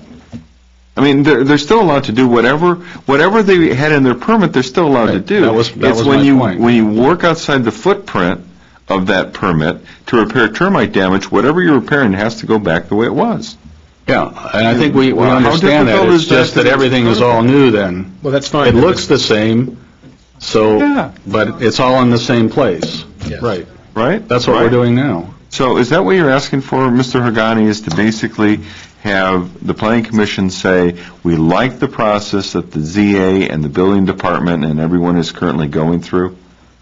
No, we're not necessarily asking you to say you like it. We're asking you to think about it, and if you think this is a good process, recommend that we formalize it. And if you don't like this process, recommend that we formally make it impossible to do that. Okay. I'm just trying to think it out loud here. The people that, who find, the damages and then, let's say if they are forced to, under current rule, 50% rule, that they have to, abide by the rules, then let's say if they have to do a setback, they will be then losing their living square footage. Okay, so there will be some sort of economic hardship. Could be. Possibly, yeah, possibly.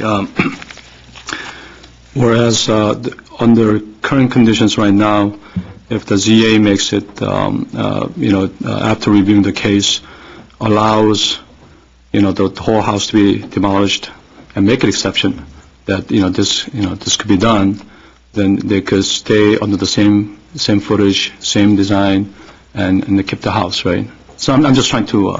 So are you describing it that it's kind of a choice? So you're either going to follow the new rules, which may be a penalty, or, this would take work, I know, but I think it's important enough to work towards what the community is saying, that we want to keep the look of our houses. Then you're saying they have a choice that if they don't want to conform to the new changes, then they would have the option of rebuilding it like it was, so it stays the same as it is, structure-wise.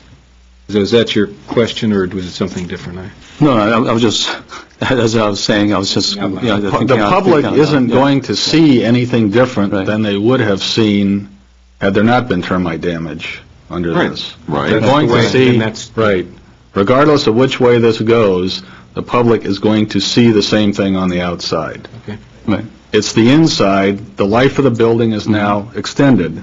The useful life of the building is extended. Because you have lost the opportunity to get a building that complies with the code. Those are the two things those are the trade-offs. And actually, what Hassan said, I was going to ask a question that was different than what Hassan said, but it was kind of getting at the same thing. The point was, even if you knew in advance, had perfect knowledge of the termite damage, would that be okay? Which is the same thing as what Hassan was saying. Ultimately, do you want to give the termite damage the same weight as you do for a fire? It's the same. That's the same question. My direction on that was, it seemed to me that the way this is presented, that it's found out as an aha later. Concealed condition. As opposed to, going in there knowing that that's there, and that's normally. Distinction. That's normally. You can only find so much in those inspections anyways. Again, sometimes you have the oops, it got demolished. Yeah, right. And, oh, by the way, there was termite damage. So I guess if we follow that procedure, they won't be able to document that. Well, so how can we prevent that from happening? The oops, we demolished it. Okay, then it wouldn't follow the procedure that had been outlined. In other words, you can't get verification of, well, how bad is this? Because it's gone already. So I guess in that case, you'd be stuck. then for those cases, then why don't we apply the, The new rule. The penalty, new rule. Well, right, that's what I'm Right. saying, all other things being equal, that's what would happen, because unless you had some other way of documenting it before it got demolished, you wouldn't be able to document it after the fact. We need to move forward. If I may. Thank you. That was actually where we're going. So let's put a nice little bow around this as best we can, okay? And since this is kind of a straw poll, let me see if I can verbalize it. We support the current process that the ZA has done in terms of field inspections, in terms of involving building and safety, and taking a very stringent view as far as what is happening when termites are discovered. We worry about abuse of the process if we start looking at the 50% rule, to the point that, and I've already said I lost my track, is I think that we should require sworn statements from the design professional and/or structural engineer prior to start of construction that in the course of their design effort they were unaware or are unaware of any significant termite damage elsewhere in the home. It's to try to fend off the possibility of abuse. I think that if termite damage is discovered and the individual doing the construction does demolition and doesn't allow for ZA inspection, that they should be penalized and forced to correspond to the new rules. They've lost their pre-existing condition status by failing to provide evidence. Okay? And if the amount of remodeling is more than 33% of the square footage, a pre-inspection termite report should be prepared. And those are just some thoughts. What have I overlooked? Earlier you'd made the statement, which I think could be in there, is if it's more, if the damage is found, that you have to replace it. Right. Like it exists. And any termite damage replacement must be, the appearance of the structure must be in kind. That's the only thing I would add to it. I agree. What are we lacking, Mr. Hagani? What are you looking for from us that we're not giving you yet? I'm actually looking at Kristen to see if you got everything down.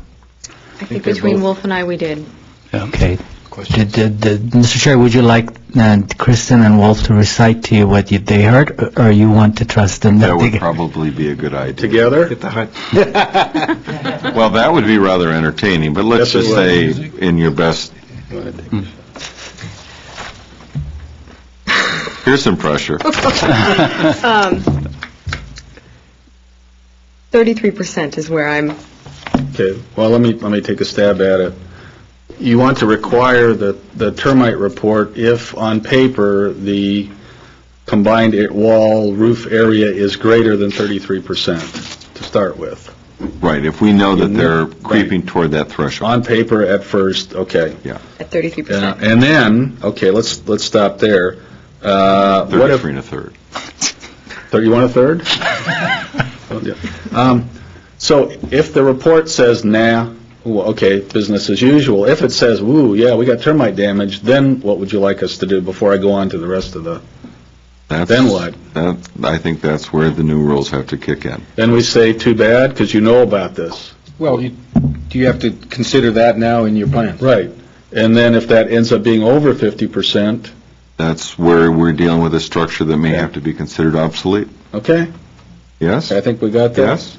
Is that where you're... That's exactly where you're headed? Okay. Because in other words, if you know in advance, well, then maybe you should plan a different way.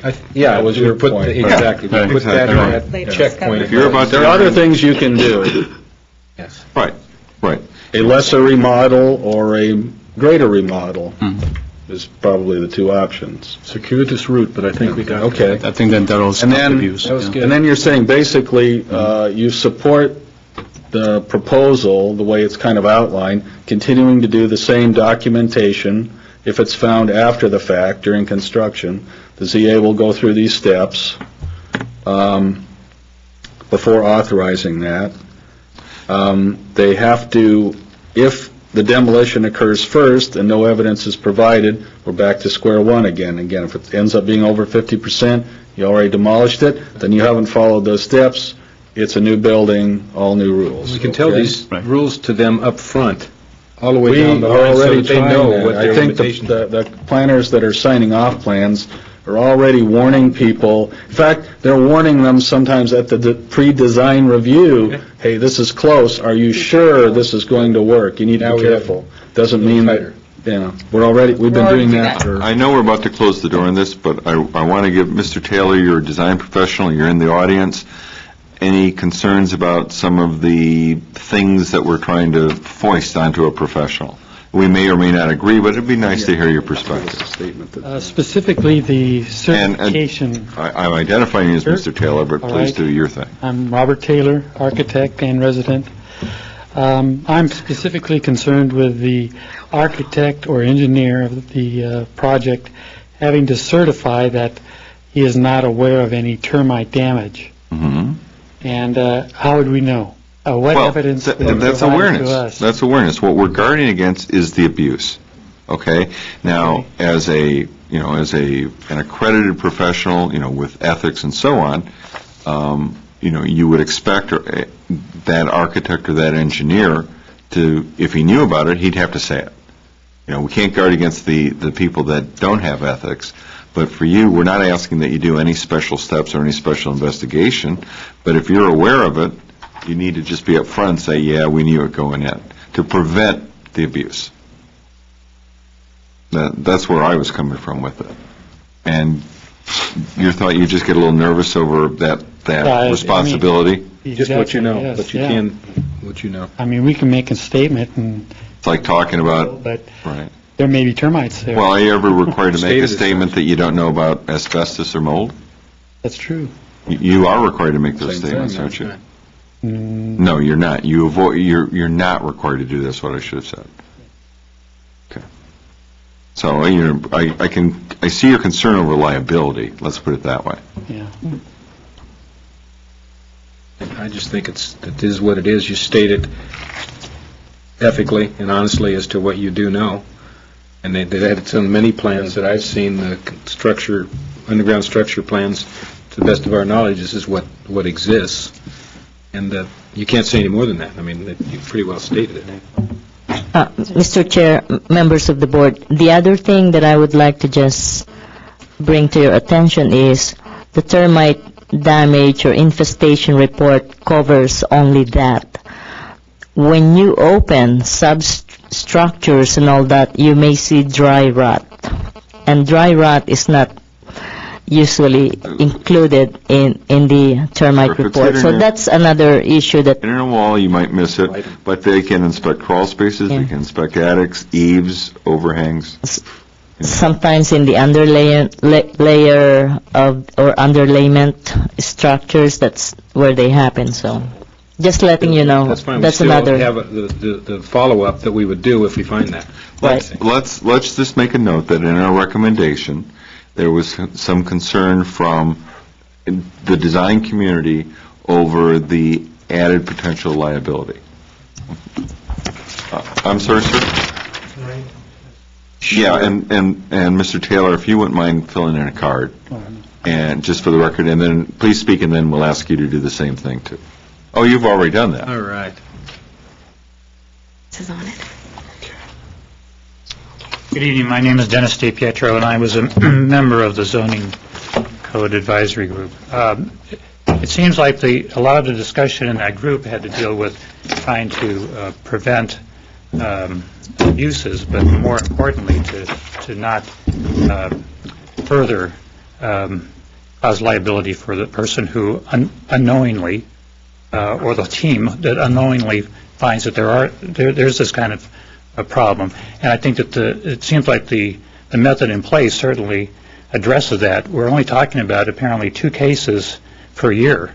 So even if one of those cases, 50% of them were maliciously done, and we're only talking about 1 case per year, it seems like the the procedure in place adequately addresses that. It seemed like it would be very difficult for a design professional or a structural engineer, a contractor, and an owner to get through the sieve that's already in place to abuse this. The issue of having it 33% seems like it further impedes a person who buys an old home and finds unknowingly that there's a problem and suddenly finds that a non-conforming situation, they have to demolish their house and rebuild it. Oftentimes, in the sense of changing the appearance of the house, would radically change the appearance of the house because it not only would the setbacks be required, but if they were even able to put some of the walls back, some of those walls could not look the same because all walls, they can be put into place in the same location, but they have to be built to current standards by the requirement. And therefore, those current standards oftentimes would not allow windows, for example, in those areas. So there is already a method of, in a sense, punishment, even though that they would be allowed to have non-conforming locations. There still is a mechanism where it's not going to be that easy for a person to put it back just the way it was. And if you require that, it's virtually impossible. And I agree with Mr. Taylor as an architect.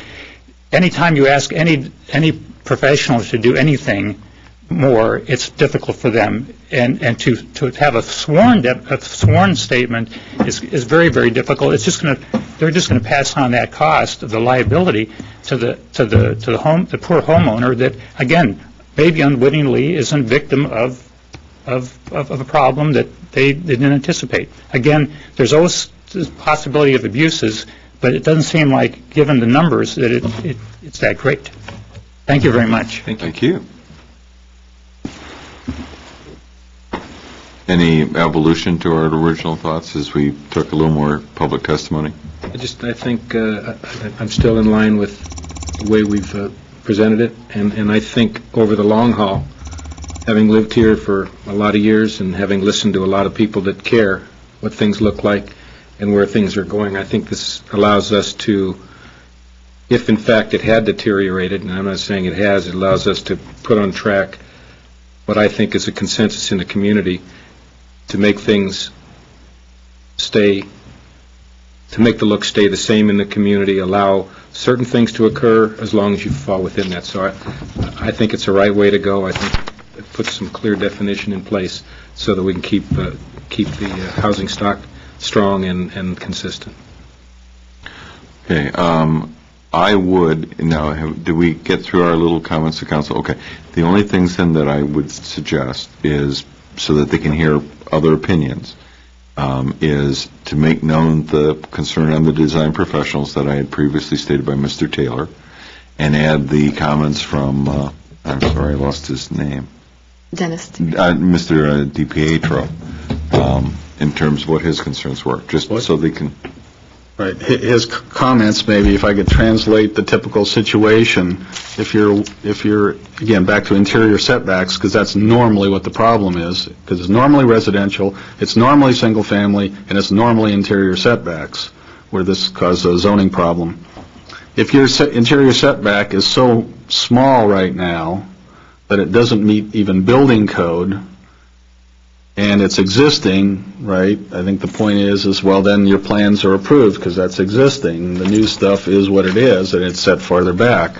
If you end up demolishing the thing, the question is, will the building code actually allow you to do what you would like them to do, which is the plans need to be the same as what got approved in the first place. If the building code won't let you do that, then that's going to be a problem.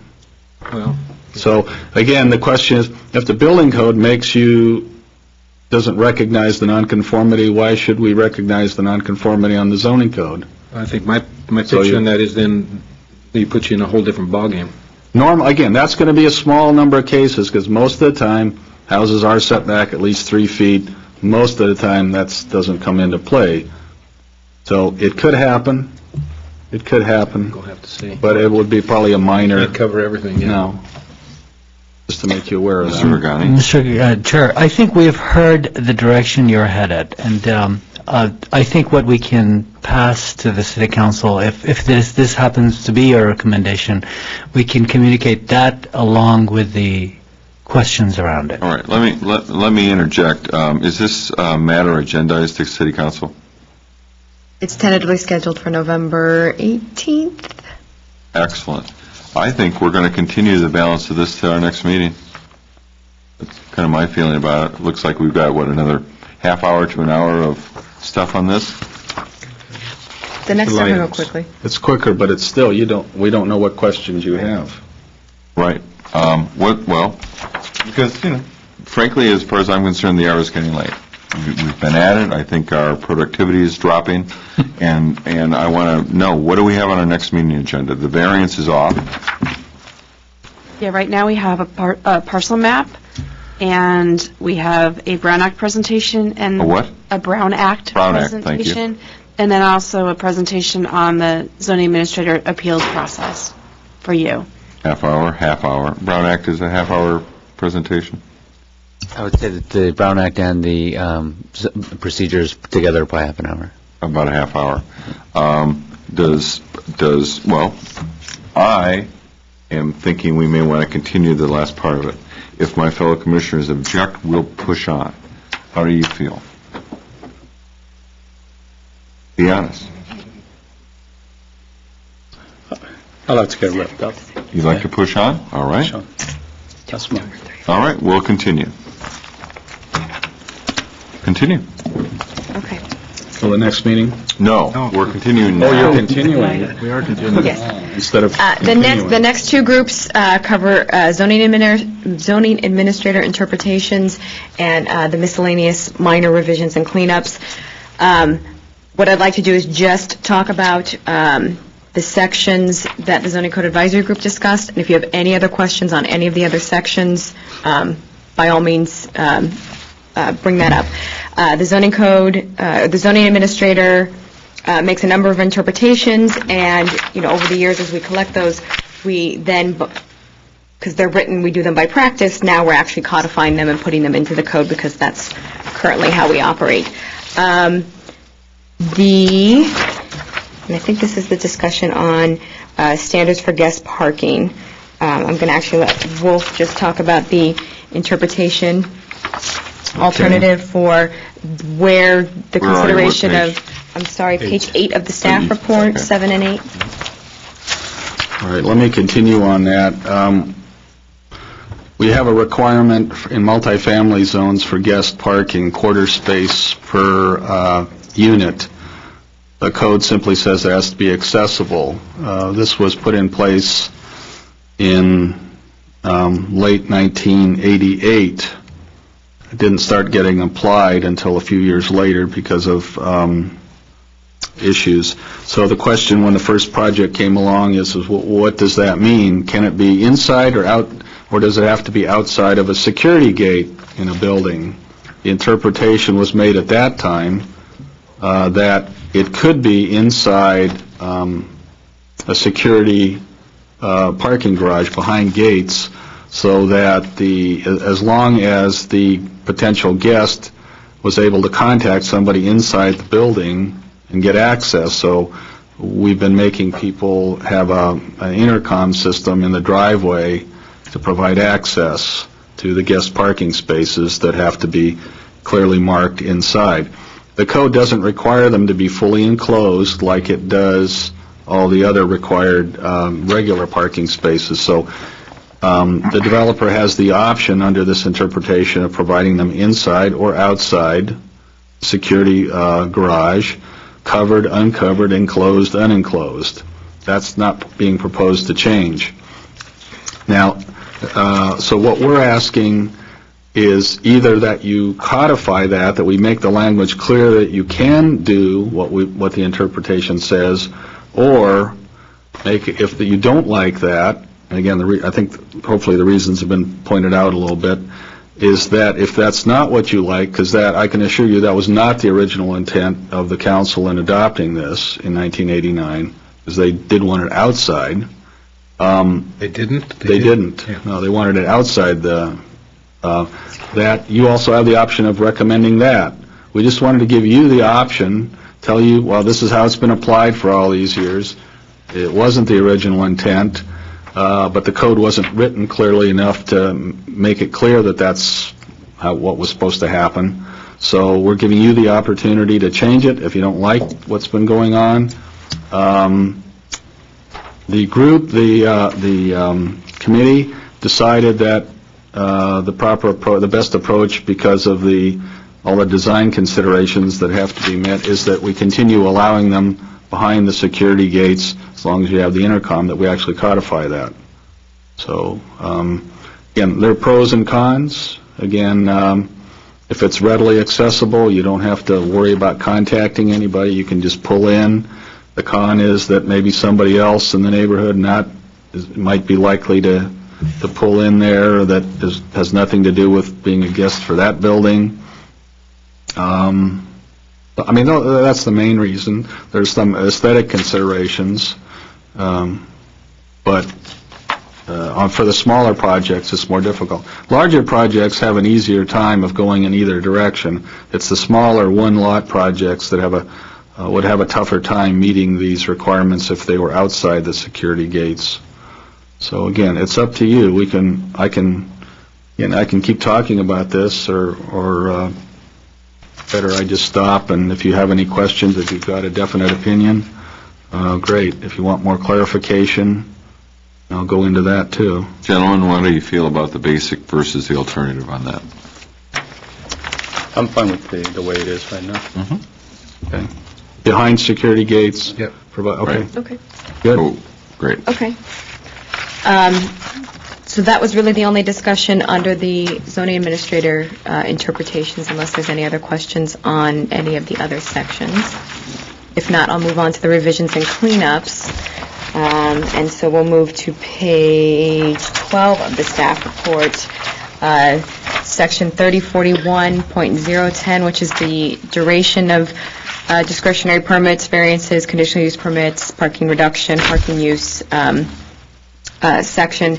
Originally, the amendments as staff drafted was to establish a process for the zoning administrator to consider extending applications for up to a maximum of one additional year. The way it's written now, you can only do that when state or federal monies is included in that application. We originally wanted to just allow that extension regardless of whether or not state or federal monies are associated. And when the Zoning Code Advisory Group discussed this, they thought that was an overall a good idea to set up a permanent process for the mechanism for which a project could ask for an extension on a discretionary permit. So this is setting up a process for the ZA or applicable review authority. Actually, some of the draft language was included as one additional sheet handed out on the dais tonight that sets up, if it was the planning director that reviewed the parking use permit, then the planning director could extend it. But this just sets up a permanent process, one time, to extend discretionary permits for a maximum additional year. That's to implement them in the first place, not if we have a condition that says it's only good for 5 years. Okay. This is the 2-year period to begin using the discretion, the approval. And the 3 notes from the group, I think, are key. About you got to show substantial effort. It's 1 additional year period and 1 time only. I think we probably agree that those are. I guess one question that I have is when I first began talking about the use variances, that I found some inconsistency with the time extension of the CUP. And what is the guideline? Now, why did one business get 5-year extension on the CUP versus why the other business got 10-year extension? This is the on the CUP and the condition. Because I think that what you're referring to is a condition that was placed on a CUP that was already approved, and that's sort of their time frame condition placed on a project. This would apply only to that first initial application of I'm applying for a variance or design review for an initial project. it has a life of 2 years that approval is good. If you haven't acted on it, it expires. This allows the ability to continue the life of that original approval for 1 additional year. Yeah, so I guess I'm... And Mr. Chair, since Mr. Lee has asked this question twice, let me just address it.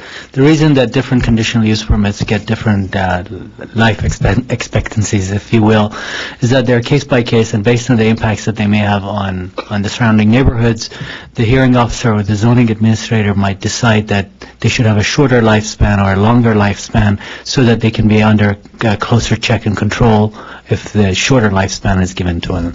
If the expectation that they may have adverse impacts that they weren't thought about at the time of the hearing, they might give them a longer period. So it is a discretionary of the ZA? Discretionary decision. So there's no standard or anything? Not necessarily. In fact, I'm not sure if you were with us yet, but recently, I'm not sure if you were with us or not, but we recently had that in regards to an appeal, where the conversation is, do we give them 2 or 3 years? And we worked through the discretionary aspect of it based on how they had acted in the community, what was happening in the neighborhood, that type of stuff. So you're going to get a chance to decide that for yourself somewhere along the line, what the appropriate time limit is. But I agree. Okay. Support this with those bullet items. I think that's important. It gives it structure. And I think the draft language I gave you tries to accomplish all that. So, so that concludes the 3 main groups. And so if we could get a motion from the planning commission. Well, that was definitely reasonable to press on. So I appreciate you guys forcing me forward. Yeah, we don't want to hide, I mean, we want to leave it open. We don't want to hide anything. We're just going quickly because most of these are corrections, oversights, clarifications. A lot of stuff. So capitalizing words. Right. Yeah. So I think we're in agreement with everything except, I guess, that termite thing. So what was the final language that we have to decide on? Sort of, kind of, we should keep doing what we're doing with a couple of checks. With the checkpoints and the variations in time frame. Right. That was the majority opinion, at least, of the commission. Yes. So, a motion? Yeah, now we should probably do a formal motion. In other words, you could say we recommend approval of this with the prior discussion, with the individual input that we gave you before on the individual items. I know Mr. Lee can make this happen.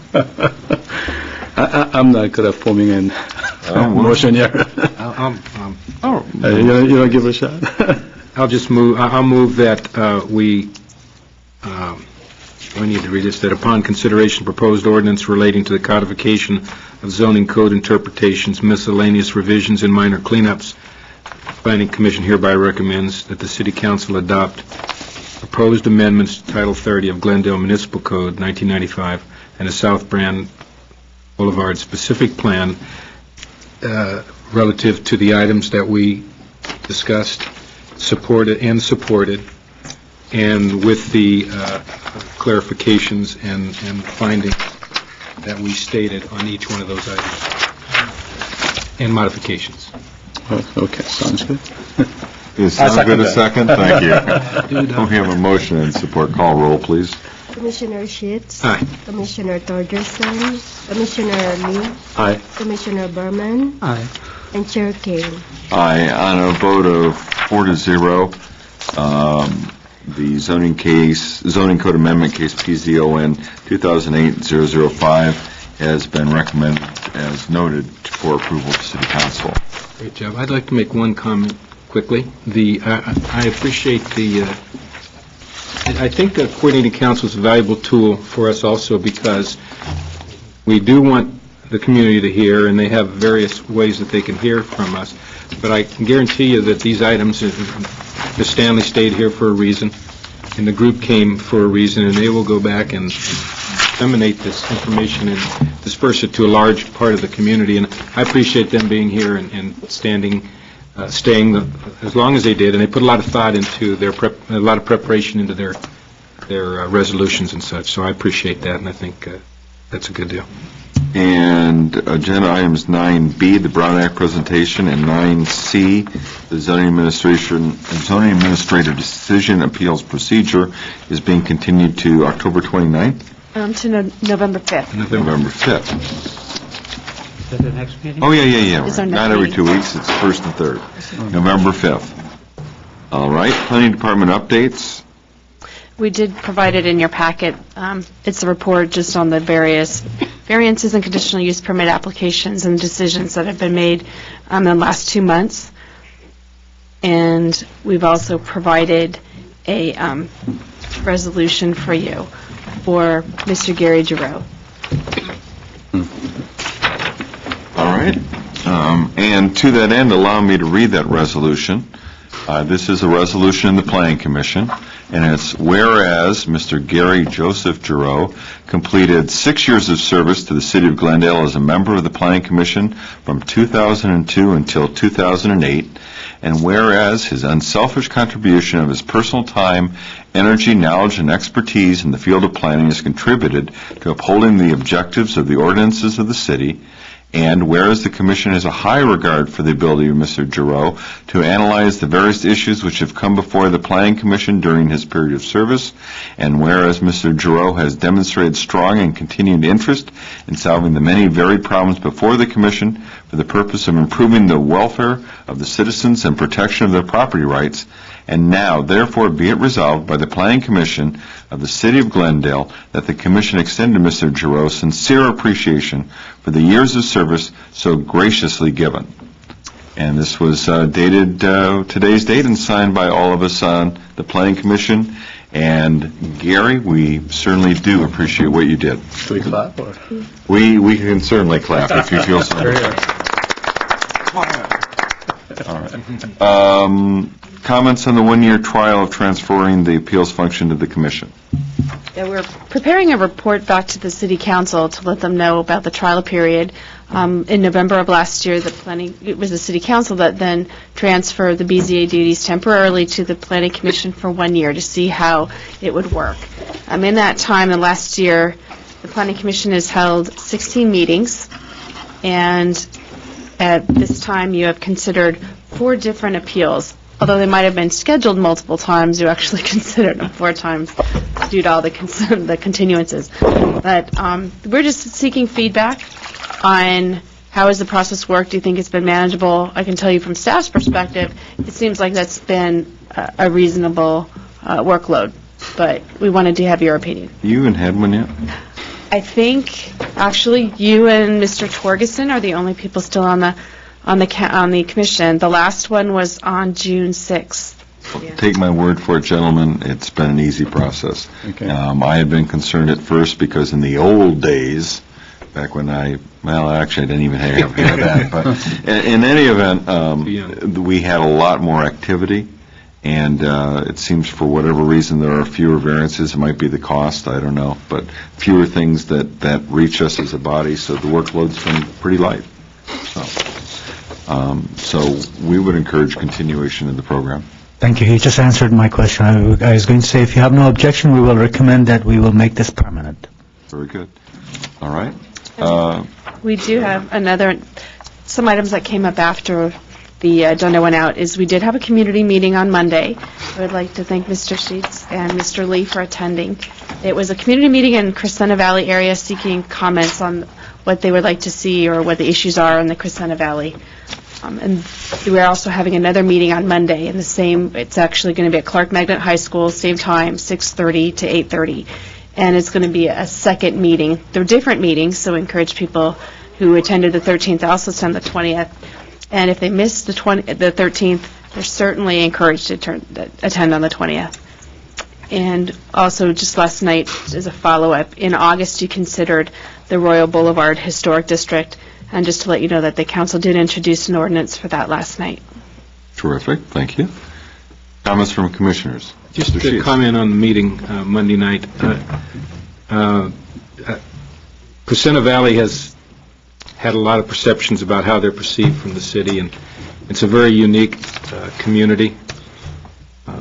Sometimes it's hard to see it as part of Glendale, but we all know it really is. But what I was really impressed by, and maybe Hassan would feel the same way. It was very good to see the amount of people that showed up, the type of people that showed up, the consistency of their feeling of community, their consistency and support for not only the school district, which was mentioned many times, and how wonderful it is, at least in their particular community, as they see it, the support for the parks that are in the area, and the programs that I know the city is a big part of, Oktoberfest and the fairs that they have down in Montrose. But I felt a sense of unity that probably comes from the feeling that they feel they're their own little small community, and you could sense that. And it's a great area. They spoke very eloquently about what their needs are and what their concerns are, and I think we're going to get some good input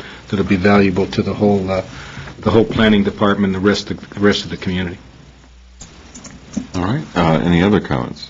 Well, I guess I'll echo Commissioner Schitt's. I was there too, and I saw the pride, and it was I guess I expected it, but I was surprised to find that all the small groups that was broken up, actually, when they spoke up, of the same issues.